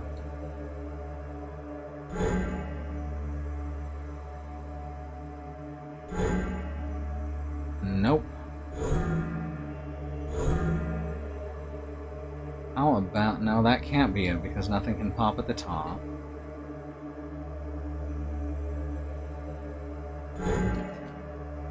I really enjoy these puzzles. Well, that's not it either.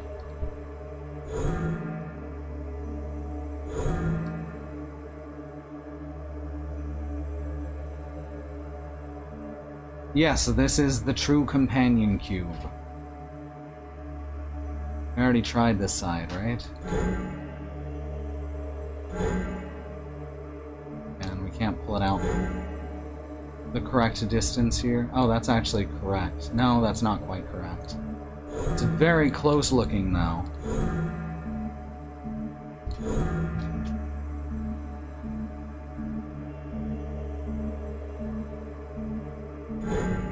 No, cut that out.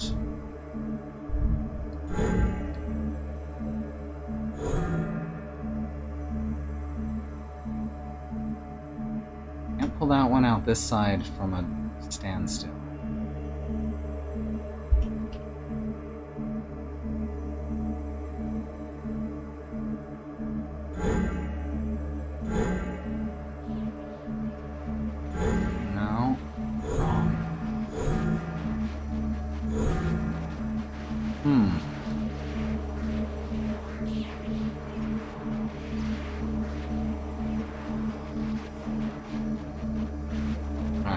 To go through this side by side.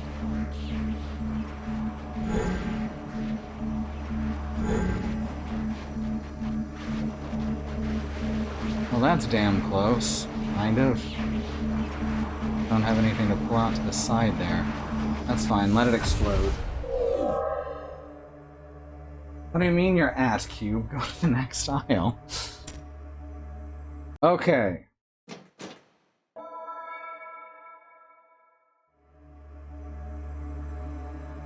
Shut down all trash compactors on the detention level. Alright, we're gonna start on this side. This is the most basic side. We cannot do it this way. That shit's at the wrong level. Alright, so we turn it to the right.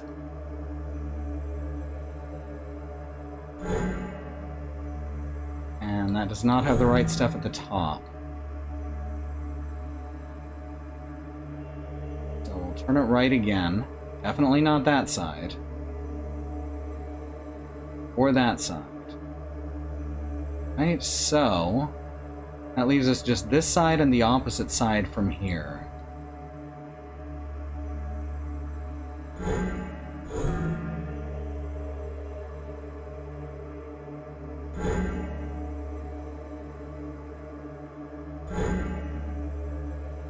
Can't be this side.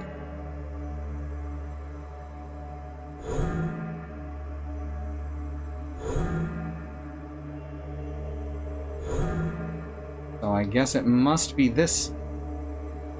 Can't be this side either. There's no way it can be that side. It's gotta be this side.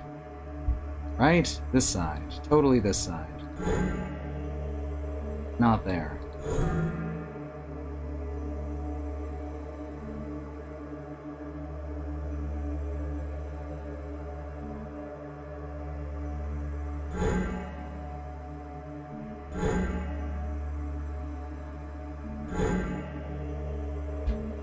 Pull that one up. Right, I can just hit that button to reset it. That's much easier.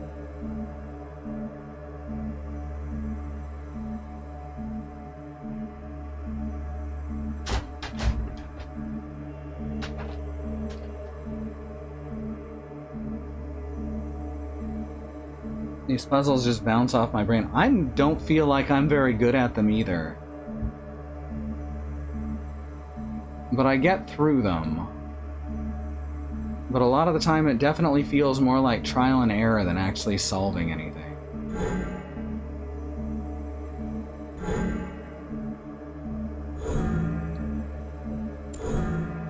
I don't like that when I hit reset, it switches which side of the cube is in front. So we're not going to do that.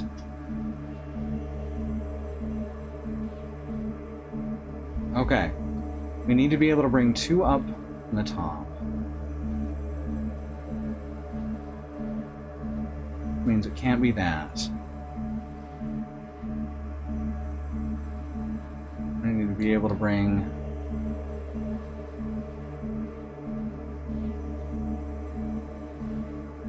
This looks like it could be the correct side. And bring that up. And bring that out. No, that's not right either.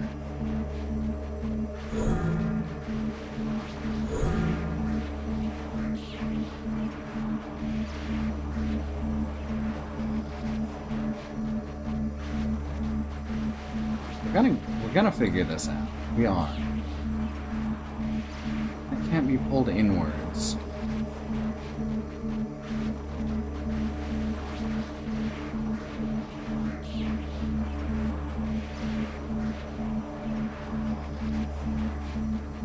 Could be any of this side.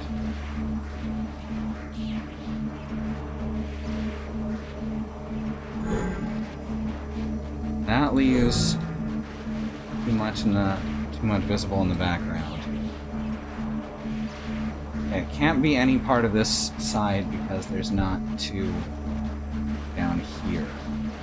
Unless this is what's gonna do it. No, because there's still not the right one out here.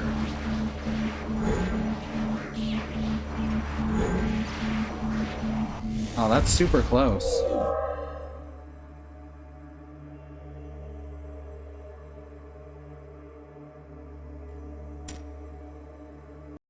I was missing a space in the middle, though.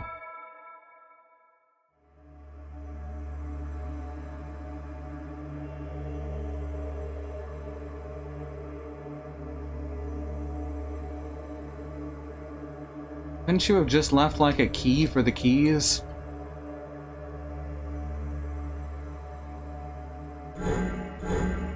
This looks like... No, this doesn't look like...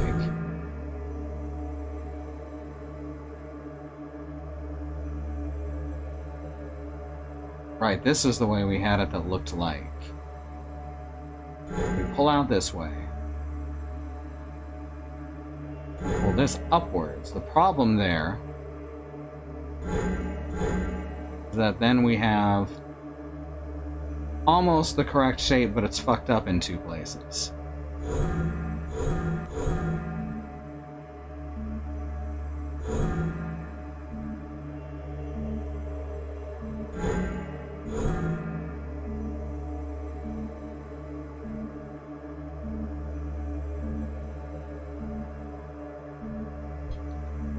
This is legitimately mind-boggling. Kinda like it. I'm also the person who finished Baba as you and then felt really happy afterwards instead of super angry.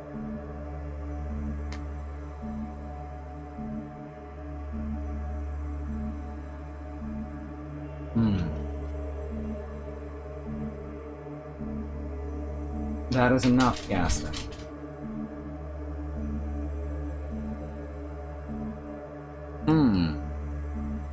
So this is a This Puzzle Cube stream now.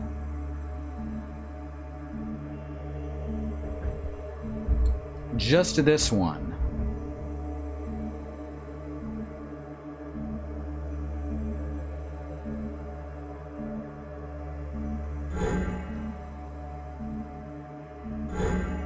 Is this it? No, because then the bottom isn't the... It's the right shape except for where the indentations are. Which, that's the idea. It's fucking with me.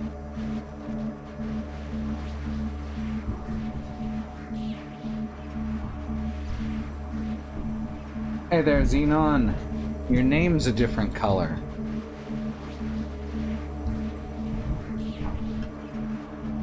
Huh. Aston, you need to stop. You need to go somewhere else. You're being a pain now.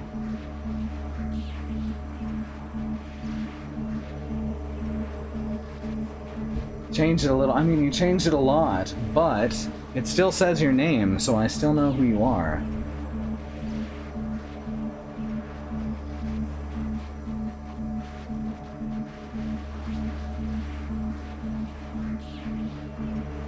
Bloody heck. This feels like this should be it, but again, there's not going to be a space here. Or is there? No. No, that's the wrong space. This seems like there's not a solution. There has to be. There's got to be a solution to this. I cannot imagine them leaving in an unsolvable puzzle. I must be overlooking something. Alright, we've tried this side. It winds up not working out. Because it leaves too big of a hole. Alright, this side, and there's stuff all along the bottom, or not enough stuff on the side. What about, like, this? Would this work? You pull this out. No, because that's 3 tall.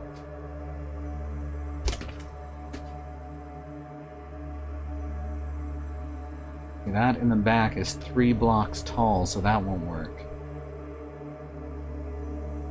Over here we've got this.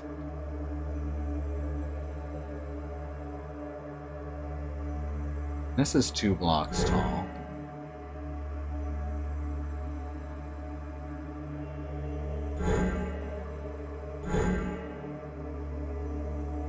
No, this isn't going to do it either. There's nothing to pop up at the top.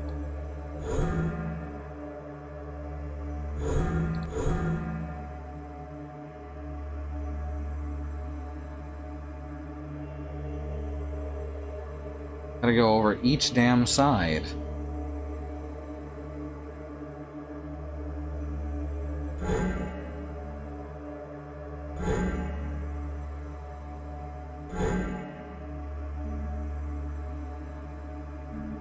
Interesting. Well, that just opens up new shit, huh?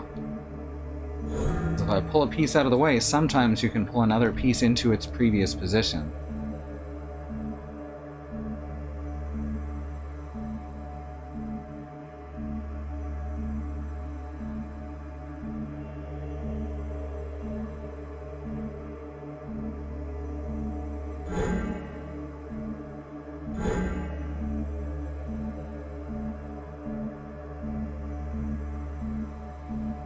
No, not in that case. Oh, because... I'm about to just take the wound on this one. As much as I want to solve it, I don't want this to go on for the entire rest of the night.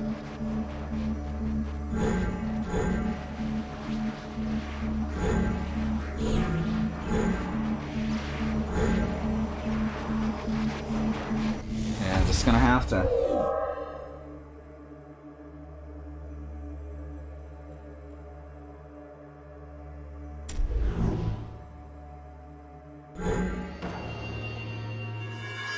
Alright.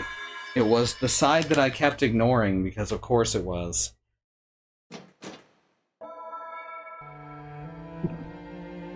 With its riddle solved, quote-unquote, your cube floats into the recess of the Chianti log. Its facets glimmer once, and the column responds in kind. Every glyph flashes before going dormant once more. When the last one fades into a shadow, part of the pillar begins to move.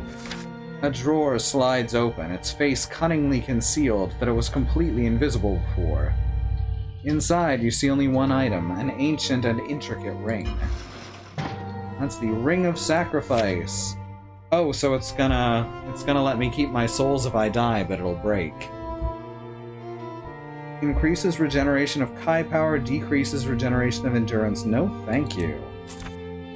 Let's take it, though. The ageless piece of Chianti jewelry proves safe enough to touch and can be taken safely out of the drawer. The pillar grind slowly closed again. Its only treasure now in your possession. You recover your cube, and with the mystery of the room solved, you can take another look at the Dracarine map and decide where to head next. We're going to take a quick BRB.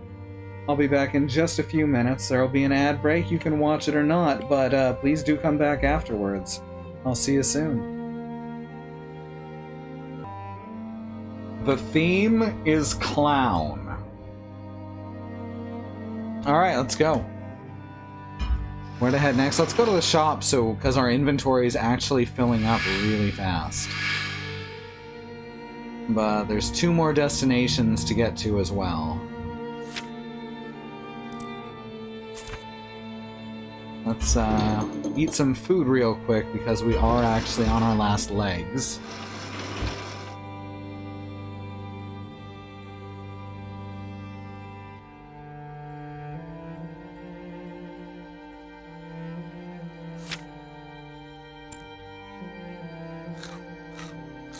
Some pie from the archives.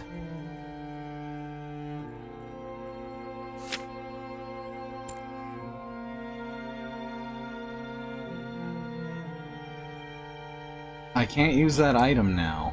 Oh, because that's Kai power, not endurance. What am I thinking? Mushrooms for endurance, bread for magic.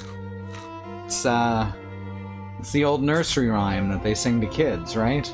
Mushrooms for endurance, bread for magic.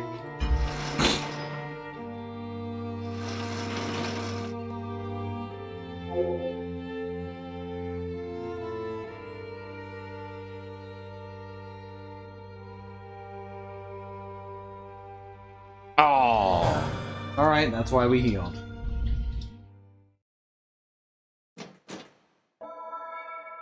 Oh, and we are halfway through the month, or just over halfway through the month, and just over halfway to our bit goal, so things are going swimmingly.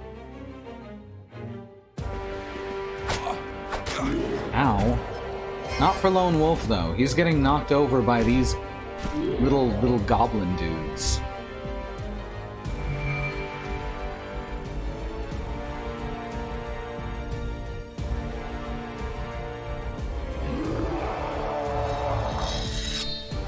I mean, the concept of how we measure time is bizarre in and of itself.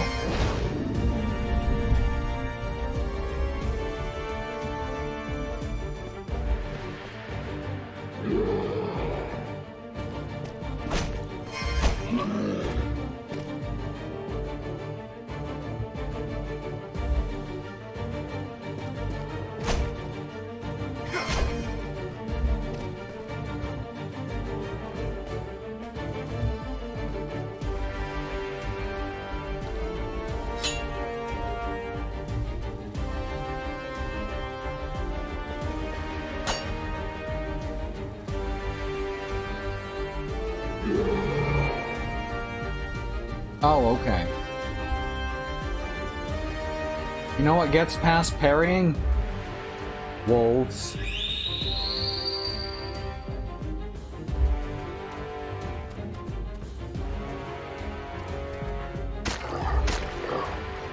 You can't parry a wolf!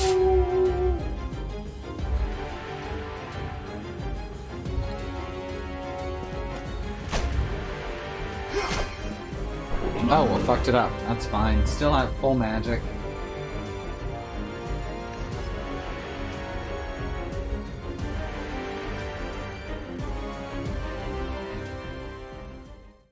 Appreciate you, B. You don't gotta put the year in at the end.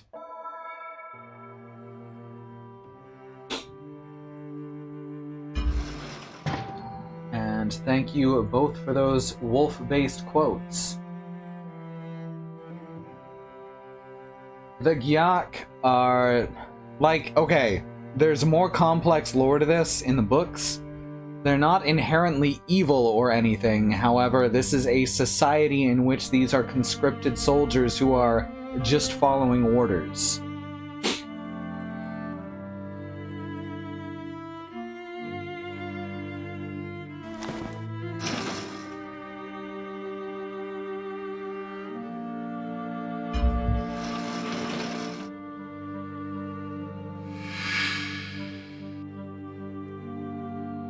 I wish it wouldn't redraw the path every single time that we spawned in.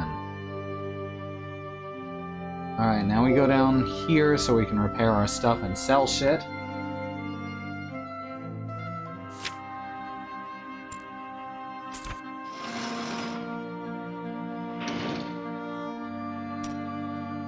Alright, what do we got here?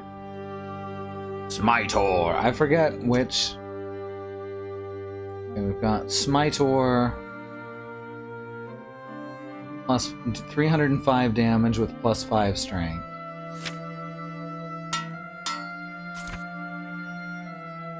Which I think is more powerful than Convertor. Yes. But Convertor increases intelligence, that's why I had it in the offhand. Alright.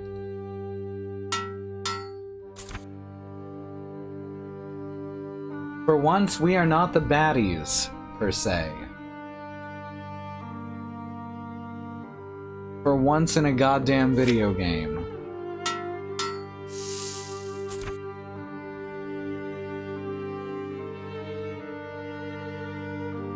It is very much shades of gray here. Just some gray is lighter than the other gray. Alright, let's sell shit. Sell this shield. We don't use shields.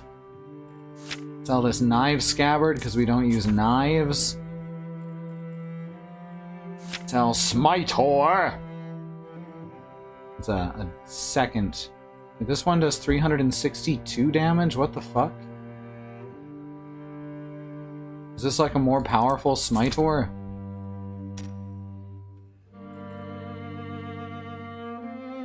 No, it's showing minimum damage. Okay. That makes more sense. 2 different spam voicemails over and over again. They're the same 2. They're not in English, so I'm extremely curious as to what they say. Well, that's kind of fascinating. Usually the only spam calls I get are the same number calling me over and over again, asking about my car warranty. I've even answered a couple times and said I don't have a car, but they keep calling.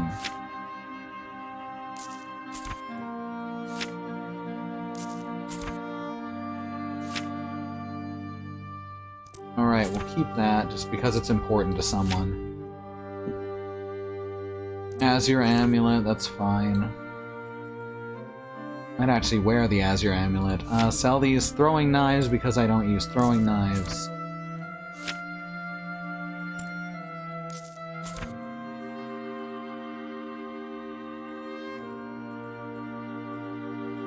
Garnet pendant, don't need that anymore. Don't really need the Ring of Sacrifice either. In Dark Souls, I always sell these damn things.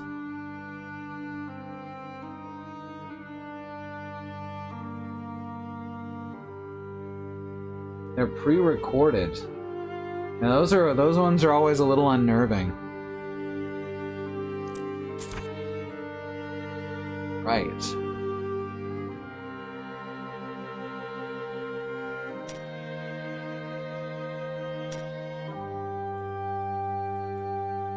Now we move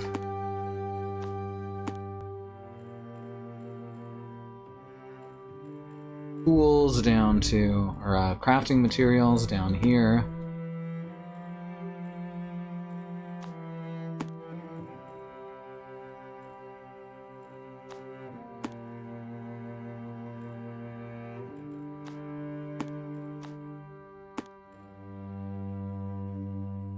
And sell this Kai pouch.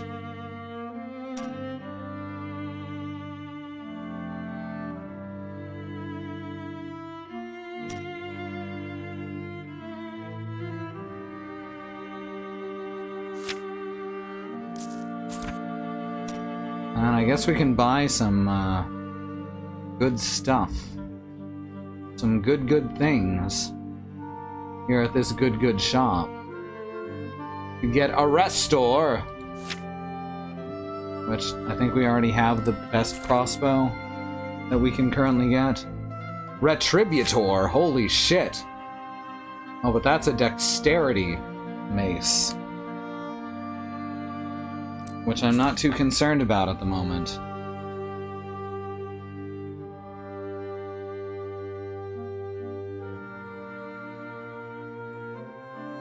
There's power flares. Those are pretty nice. Those are instant stun on everything, so let's grab a few. Grab some finest crossbow bolts.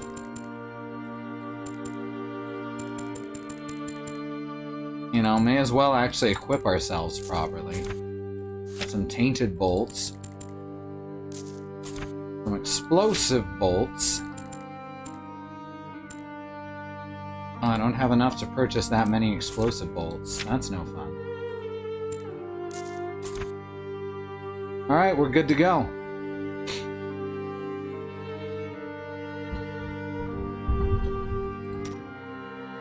Let's actually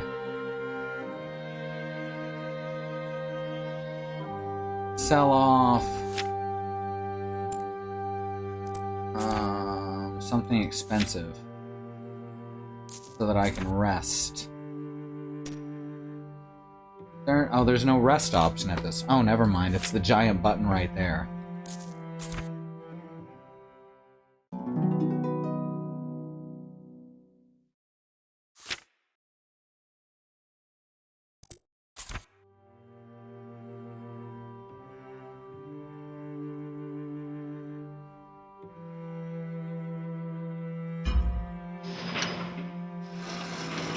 Alright, here we go.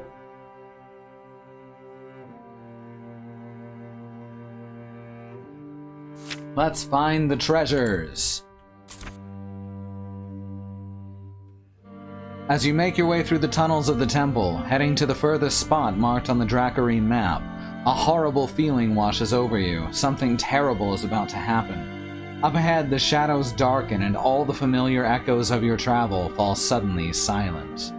You sense a presence in the tunnels, and from the way your blood runs cold, you can be certain it's not Leandra. Make your choice. Yep. Let's summon Puppy. Cassie, do you want to come up? Now that you've calmed down a bit? Come on. I just summoned Puppy. What can I say? Come on. Come on, baby. You can do it. I know. Your hips are hurting. Come on. You can do it. You can do it. There we go. There's a good old baby. Oh. Calling up your telepathic powers, you look for help amongst whatever wildlife might still inhabit these damp, dark tunnels.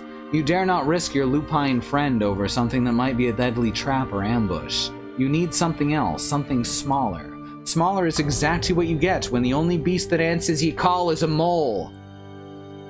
Well, it's not as noble or powerful as your alpha wolf. The mole might still serve you well. I think the mole is very noble.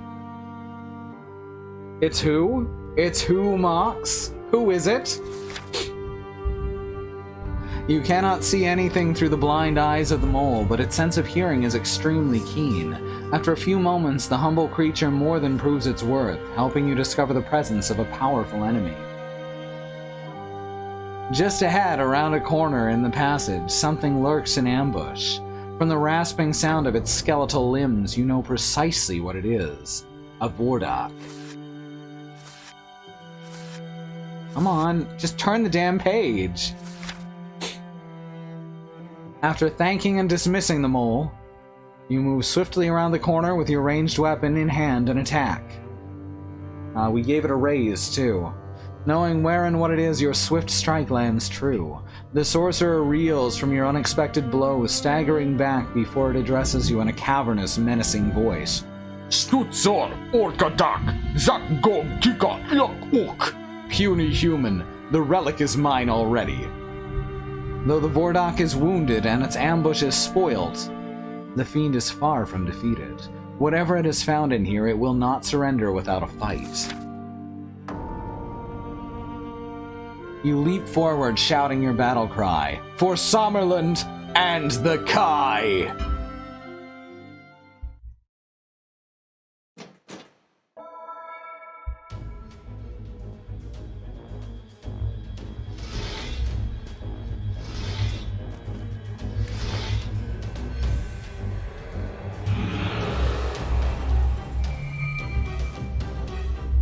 What is this? It's got a little arrow thingy. Oh no, it's enchanted. It's enchanted, everyone. We're fucked. And by fucked, I mean, I don't think they're immune to stun. Oh, they're immune to stun. Shit. It turns out that what I thought was incorrect.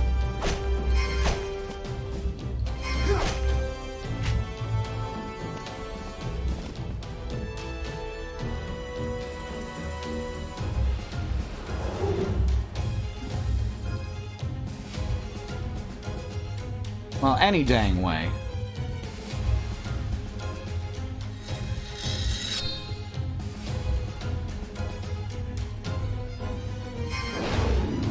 I sure hope no one comes and tries to fight me with this Sommer sword.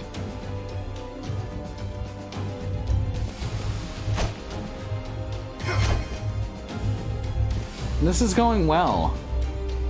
For being fucked, I'm doing very well.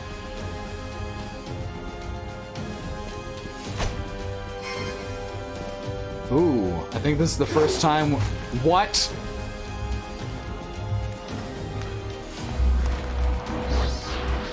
I like that. Where did you come from?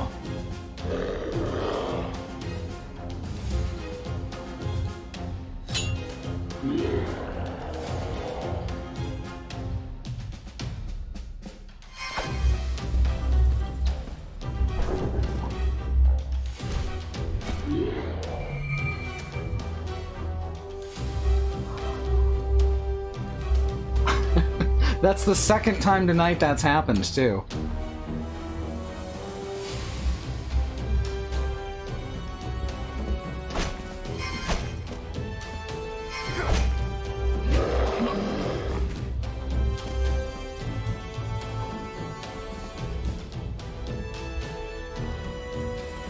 And yeah, let's do this so we can just stun him. I was gonna go puppy time, but what's this? That's pretty good. That's some good stuff to throw at him. Ooh, well, oh! Oh, it wasn't done yet.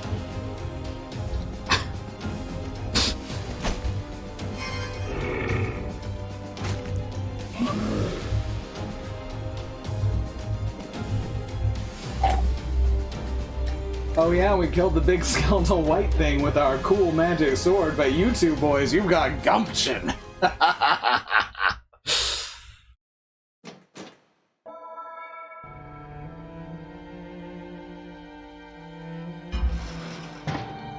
Of course it's a good night for quotes. I'm a professional.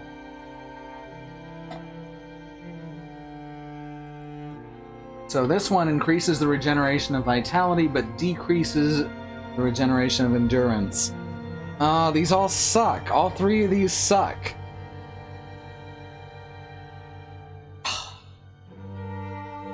That's fine. We'll still get them all. Far too many Vordaks have been lurking in these halls. As this one falls, dissolving violently until only its foul gem remains. At least there is one less now. You take a moment to thank Kai for the strength to face and vanquish such powerful foes. You also pray that this one was a champion among its kind, because the might it displayed during the battle was both impressive and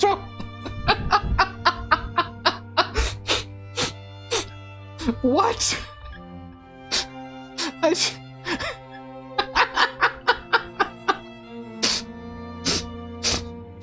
It never got to attack me. I've gone from the game being overtly this game's difficulty scaling is garbage. I've gone from shit instantly killing me before I can attack to me instantly killing shit before it can attack. Holy shit. As long as you remember to upgrade your shit.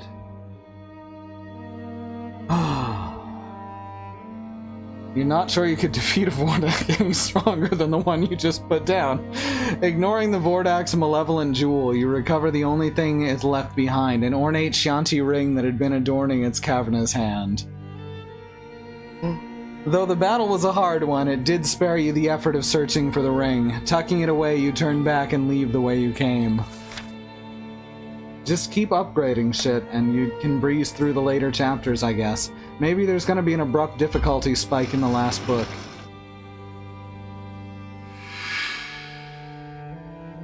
Speaking of which, we're going to be moving on to the final book soon, which means I'm guessing we have 2 to 3 streams of this left. And then I've got an idea for my next game, which anyone who's been talking on chat, on our truck chat, will know. It's a game that I'm shocked isn't garbage. Hey, no worries, B. Thanks for coming by, and thanks for grabbing all those quotes, too.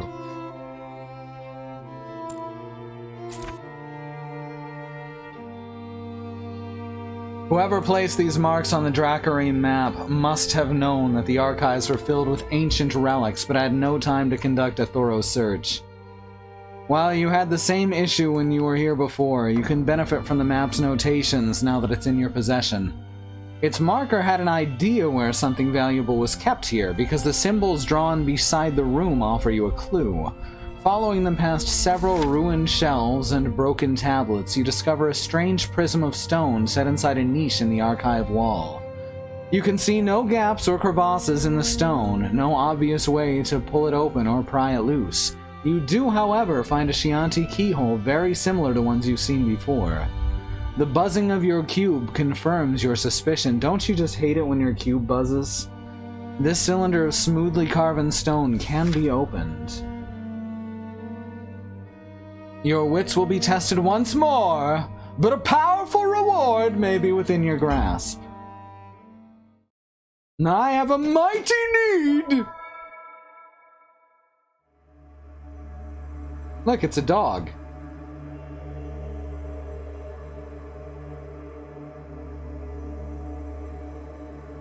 Right, so it's got to be able to have one poke up on the right side out the top. No, close that. Don't be an asshole. Pull out, pull up, and pull this way.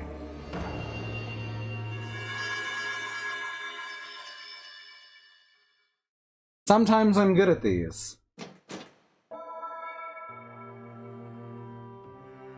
The cube activates the magical mechanism, and an inner core rises slowly from the top of the cylindrical stone vault before you.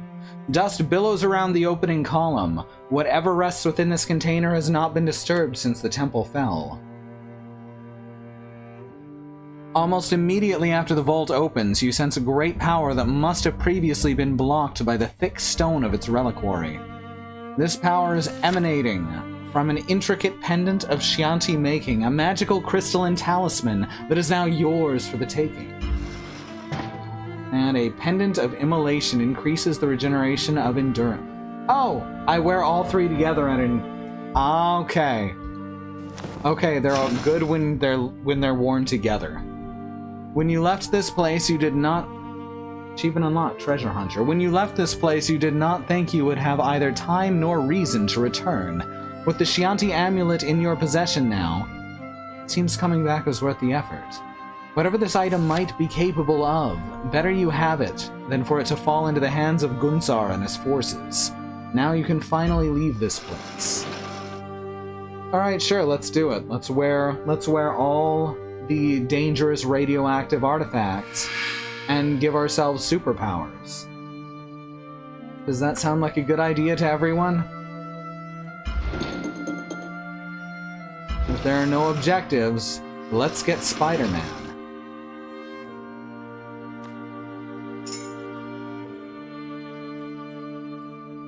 Also, they have the Triforce on them, which I'm just noticing.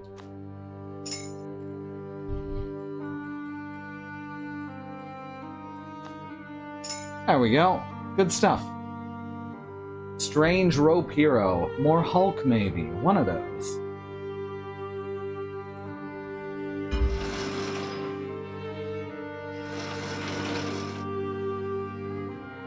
Yeah, those are kind of shit on their own, but really good when together by the sound of it.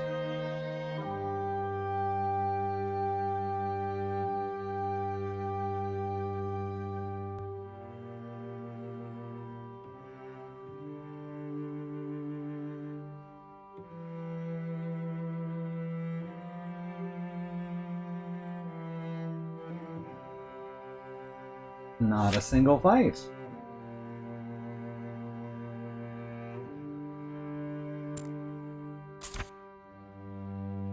You proceed warily across the tunnels, following a trail of guttering light from the torches that the Dracarim have ignited all along their path. When you first hear the sound of Gyak and Dracarim voices up ahead, you dare to hope that you've reached the end of the complex. Sadly, the passage continues on and even branches through an archway into some sort of chamber with an eerie glow radiating from within. The voices are coming from a squad of Gyaks being scolded by a Drakkar with a cruel barbed whip and a tightly clenched fist. He's accusing the lot of them for being cowards, and by the look of their bleeding skin, his lash has chastised them as well. Terrified, they point at the arch and beg their master not to send them back inside. Their voices are panicked and sniveling, but from what you can make out, they have been hearing voices in their heads when they go past the arch. The Dracarim warrior is having none of their excuses. He cuffs one of the Gyaks hard enough to make it spit out teeth and shoves the beast to the ground. I tire of this place and its endless ghosts, the Drakkar growls, his deep voice full of disdain. It seems nothing can be left behind for the enemies of Gunsar to claim, even chambers of no use to his forces. The Drakkar in command orders his cringing Gyak slaves to bring down the archway and bury whatever lies inside. They start to hurry away, seeking to find a suitable ram for the task. You cannot afford the risk of being denied anything that could be useful in your quest, even if it means meddling with spirits. You will not be able to find out anyway if you just stay hidden and wait. It's time to act.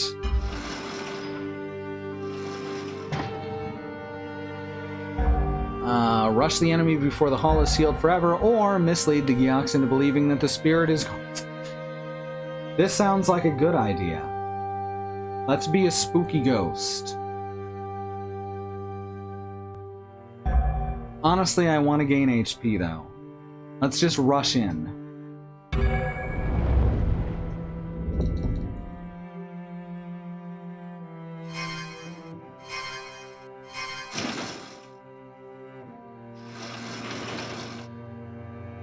You need to dispose of these raiders quickly. If you let them a chance to come back with something capable of damaging the hall, you may lose whatever lies inside. The Drakkar is still harshly shouting orders to his minions when you strike from the shadows. You land a heavy blow across the back of his head, creasing his helmet and leaving him stunned. Your bold move and the sight of their staggering commander startles the Gyak. You manage to engage them before he can recover, or they can rally.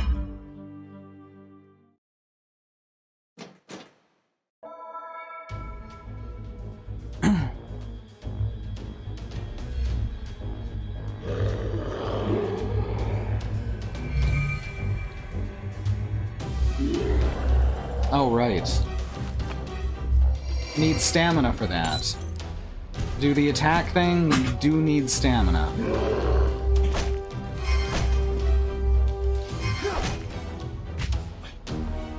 Okay, Gaston.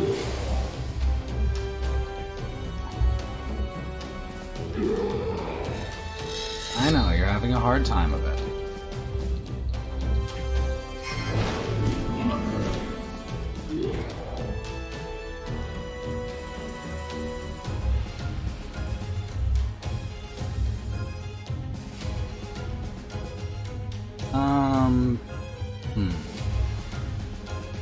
Yeah, may as well.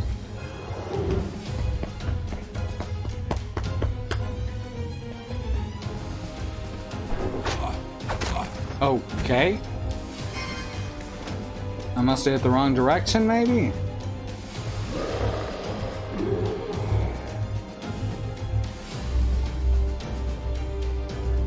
Wow, all my stuff just regenerates like fucking.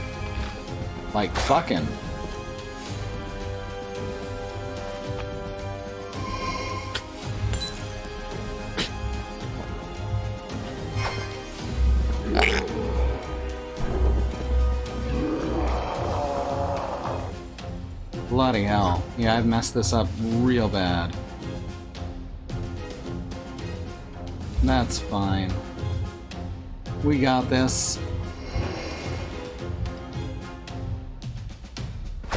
Yeah, that's annoying, but we can deal with it.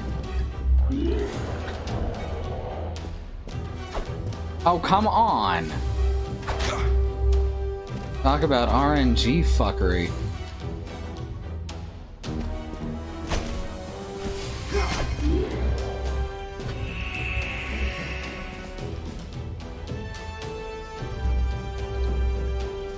Well, just screwed here.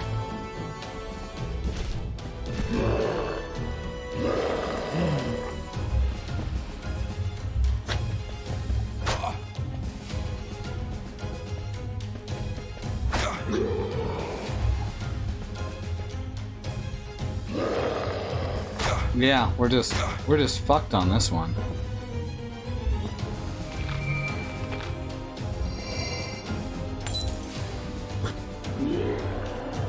We're gonna do our best, though.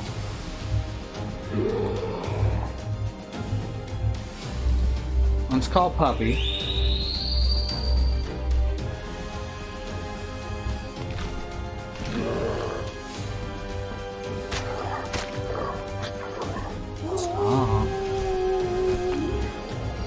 How did you have time to do that? Their turns make no sense when you try to apply the mechanics of my turns to them. What the fuck? Are you just gonna dodge every strong attack I do?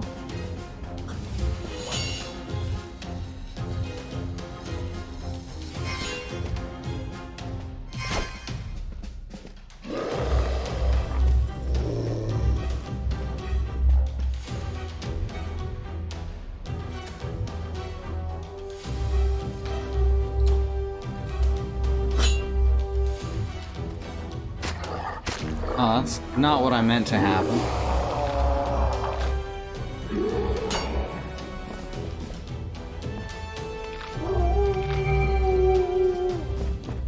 Oh my god. Yeah, we're just fucked on this one. It's because I was saying, just saying how easy it had gotten. Now I'm just gonna miss every single attack.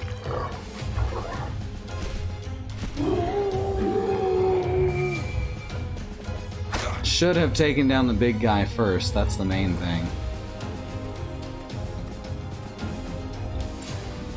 Restart. Oh, I can just restart from the menu. That makes it easier.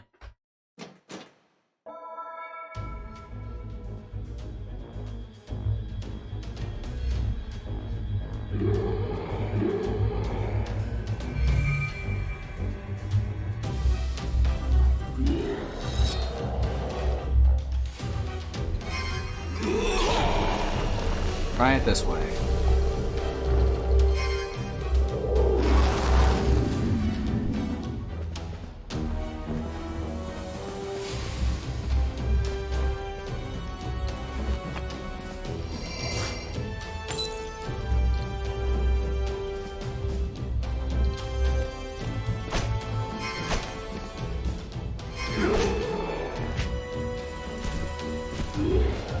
There we go, he's stunned again. That worked out. 750, right? Yeah, we're almost there. And go camo. And parry.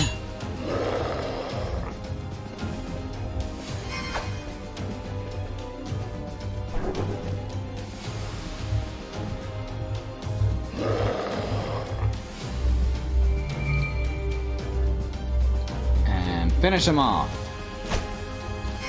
Regain all my MP. At least a huge chunk of it.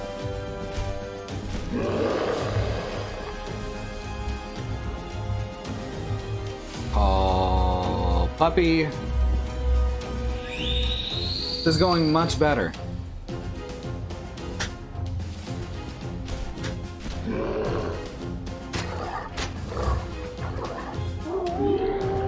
Oh, no, dude. I'm trying to do a thing here. You're distracting me.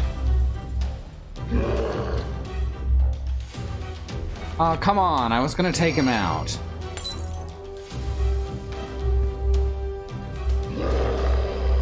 And there's a third one.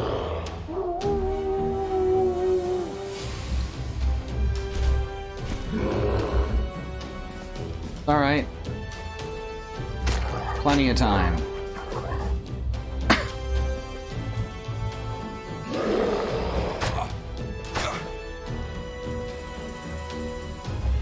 Come on, puppy. Hit him. Hit him. Or I can. You can do it this way, too.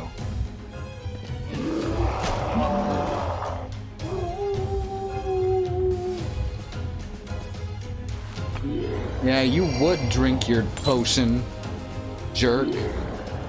Wouldn't catch me doing that. I mean, you would.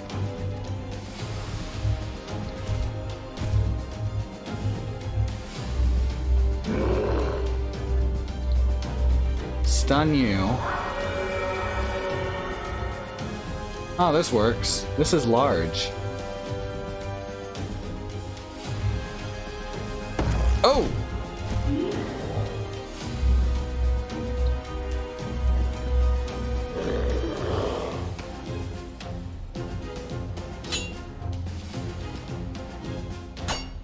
That's what I figured. Do Do I have enough energy to sword them yet? Have the sword's cooldowns? No, they have not yet ended.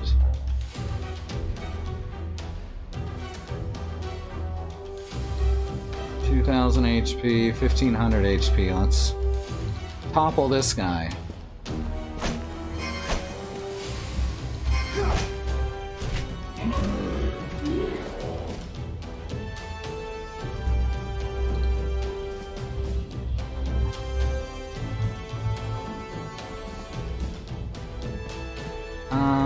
Whoops.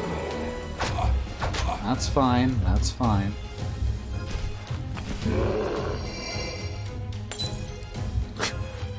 No, we're not gonna bleed.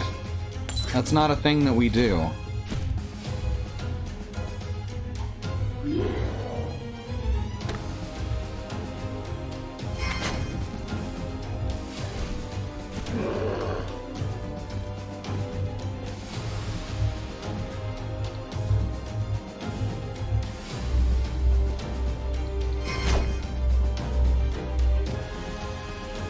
Alright, here we go.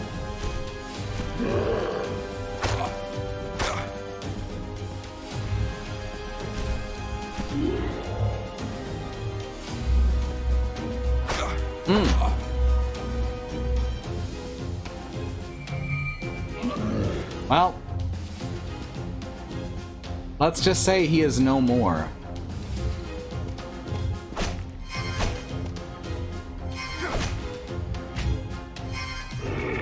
Wish that would regain my stamina too.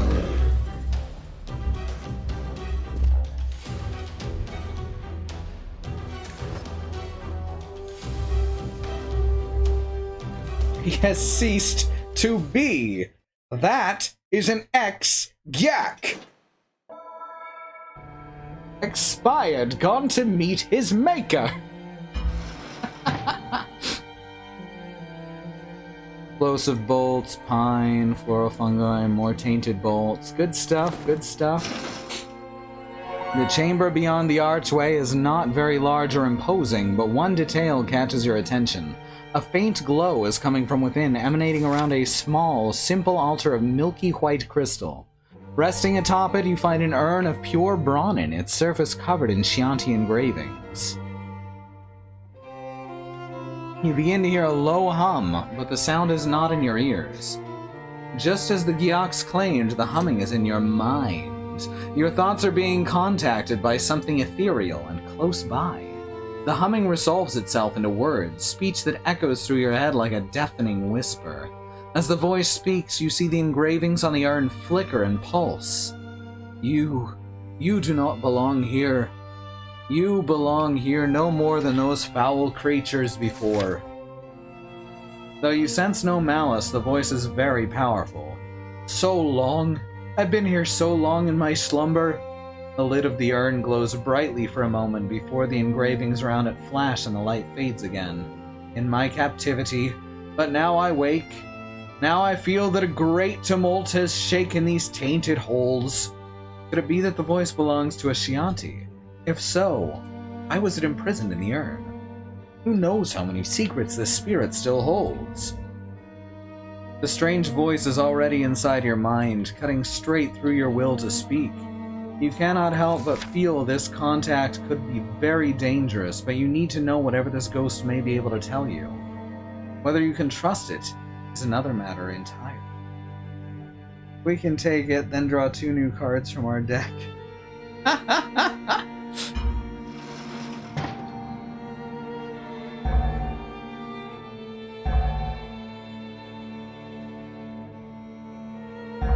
Yeah, we're gonna ask its identity and the reason for its imprisonment. The spirit has made no threats and offered you no hostility. The least you can do is be polite in return. Calming your mind, you address it as respectfully as you can. Ancient One, I am Lone Wolf, High Lord and Protector of Sommerland. Went a little Bob Burger there for a second. The disturbance you have felt is the same thing that brought me here. Tell me, who are you? What are you? You harbor a quiet hope that the spirit might be more like the Chianti of legend, an opponent of Nar and all the Dark One's vile schemes. I know this place was a haven for Chianti practicing the terrible art of necromancy. You were one of them. Then why did they imprison you like this? I will not deny what I was. In life, I was one of the necromancers that worked and studied in this hidden place. Our arts were terrible and powerful. Sadness clouds the spirit's mind. Wonders and nightmares were achieved here in equal measures. Often our achievements were both at the same time. Our goal was so great, seeking to unlock the power of life and death, we believed any price was worth paying, any action justified, but we were wrong. This is not the answer you'd hoped for, though it is the one you feared you might receive. The demeanor of the spirit is at least polite, seemingly honest. You're quite skilled at telling when people are lying, but a voice in your mind carries no expressions to read. Without such cues, can you really trust that this spirit's reticence is sincere? You're in touch with the very thoughts of the entity. They are vast and overwhelming, but also crystal clear. If there were any schemes or second intentions in this mind, you believe that you would feel such duplicity. Eventually, I realized that our noble research had taken us too far. Everyone was in danger, not just our subjects. The whole region was going to be obliterated by the forces we had unleashed. Everything that we had already accomplished would be lost to the ages. I warned them. I truly tried to warn the others, but all I received in return was scorn. The fools, they left me no choice. I tried to reveal our existence to the rest of the Chianti, but I was caught and imprisoned. As you listen to the spirit, you realize that just as you can see into the truth of its thoughts, the spirit is probably doing much the same to you. You push aside such a disturbing thought, trying to focus on your mission. You take out the Chianti cube, holding it forth. Spirit, what can you tell me about this device? I've been carrying it for some time. I know it is potentially dangerous, but I've also found it to be very useful. The spirit studies you and the cube carefully before it answers. Lone Wolf of the Kai, what you bear is nothing less than my greatest creation. I have been here so long I cannot remember my own name, but those cubic containers? Oh, I remember them well. I remember all the wonderful and terrible things we did in the name of discovery that led to their invention. Containers? You asked, trying to follow the spirit's meaning.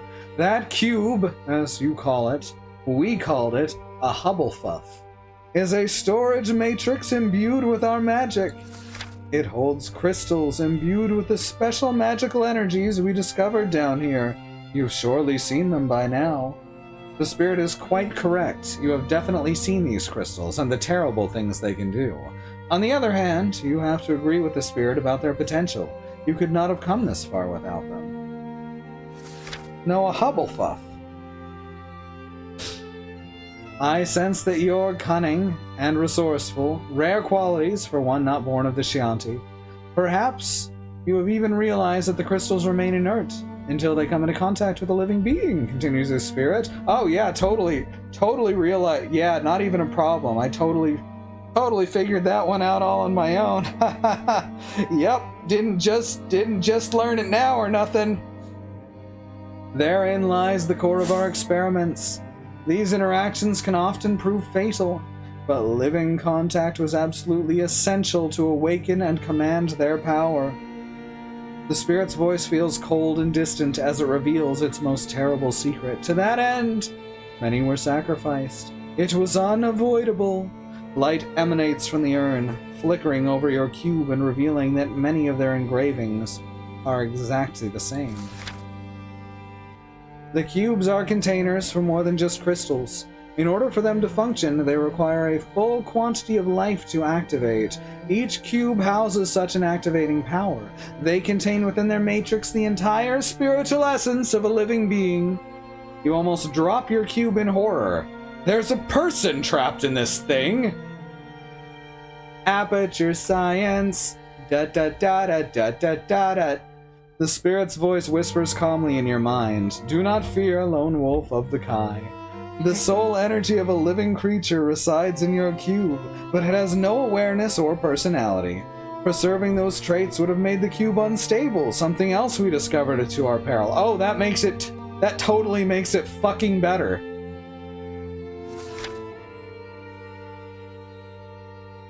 Shanty cubes are made of people! People! A cold shiver runs down your spine as the meaning of the bas relief finally becomes clear. In order to harness the power they craved so much, the craftsmen you saw in the sculpture forced their captive souls into these cubes, killing them for the sake of research.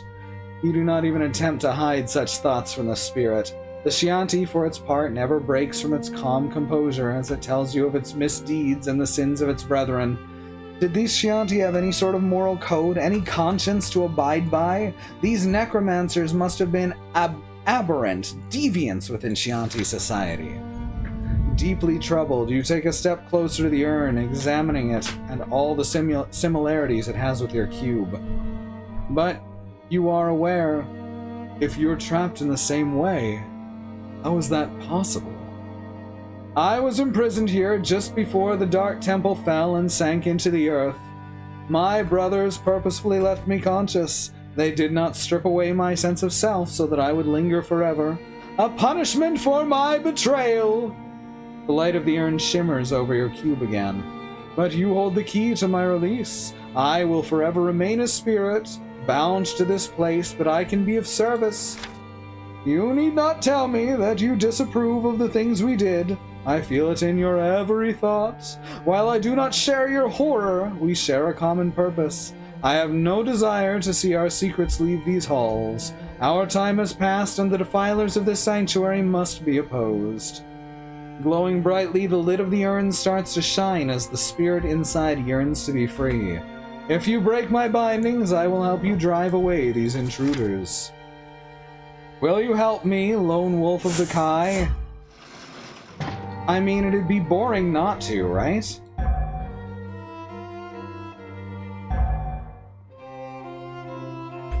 This is gonna be horrible, but we should totally do it. Come on, y'all, let's free this malevolent spirit. It's gonna be awesome! If you had met with this Chianti when he was a necromancer, you surely would have been enemies. Despite that, you feel that you can trust it now. It has suffered for its crimes, and in its own way, even wants to right those wrongs. I mean, why start making good decisions now?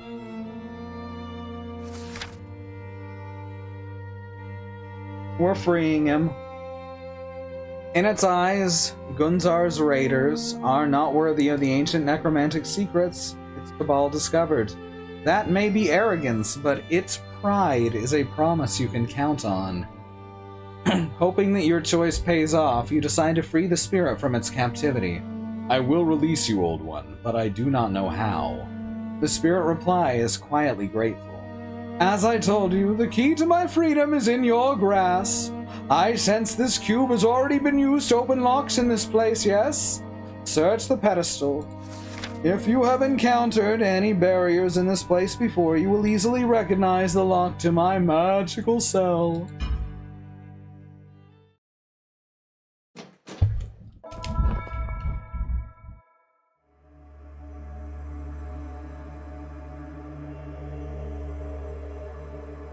All right.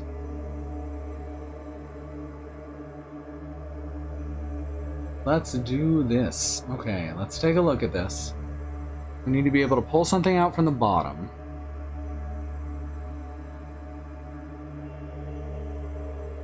And then also pull something up from here, but it needs a...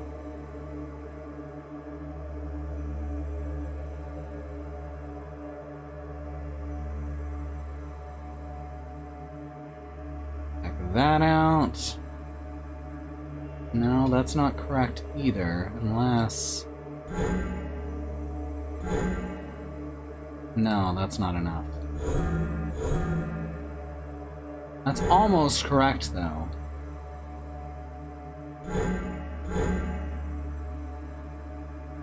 Not quite, but almost.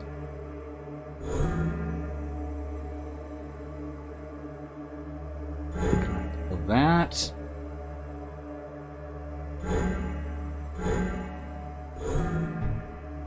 That will not do it. That will not do the thing.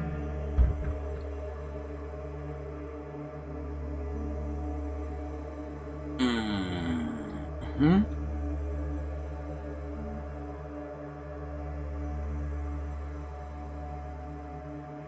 Hmm.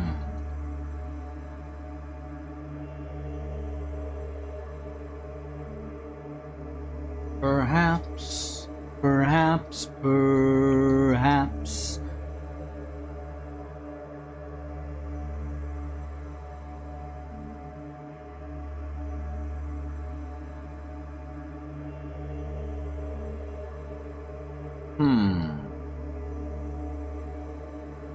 Keep coming back around to like the same spots, and that's not helpful. Okay, we know we have to be able to pull out 2 blocks on the bottom left. Let's look around each of these sides. No, go back in there. Not that one.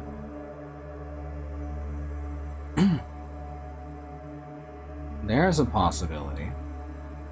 Pull that down. Nope, that is not it.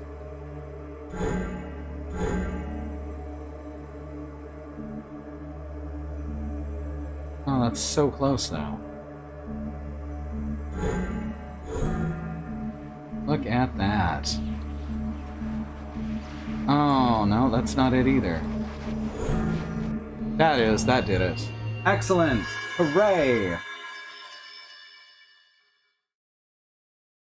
We solved the puzzle! Attuning the cube to the urn's locks, you open the many layers of its enchantment and free the Chianti spirit within. Light streams out of the urn as its lid vanishes, streaking in wide arcs around the chamber before coming together in a bright manifestation before you.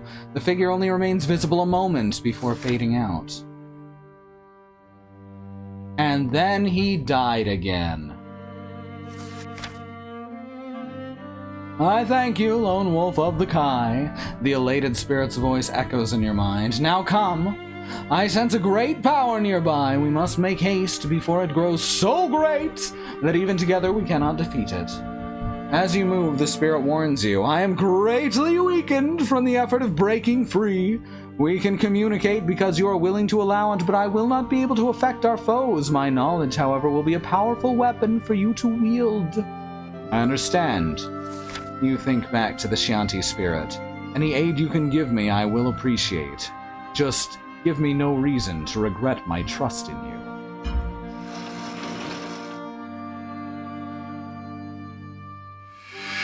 And that seems like a good place to call it. Thanks everyone for coming. I'm glad we finally were able to get back to this. Schedule for the next week looks like tomorrow is Thursday. That's Alice with Final Fantasy IX. Friday will be Katie with Shovel Knight Spectre of Torment. Monday will be Christy with Muramasa the Demon Blade. Tuesday will be Andrea with Resident Evil 7. And Wednesday will be back around to me with Joe Deaver's Lone Wolf, the video game where you are the hero.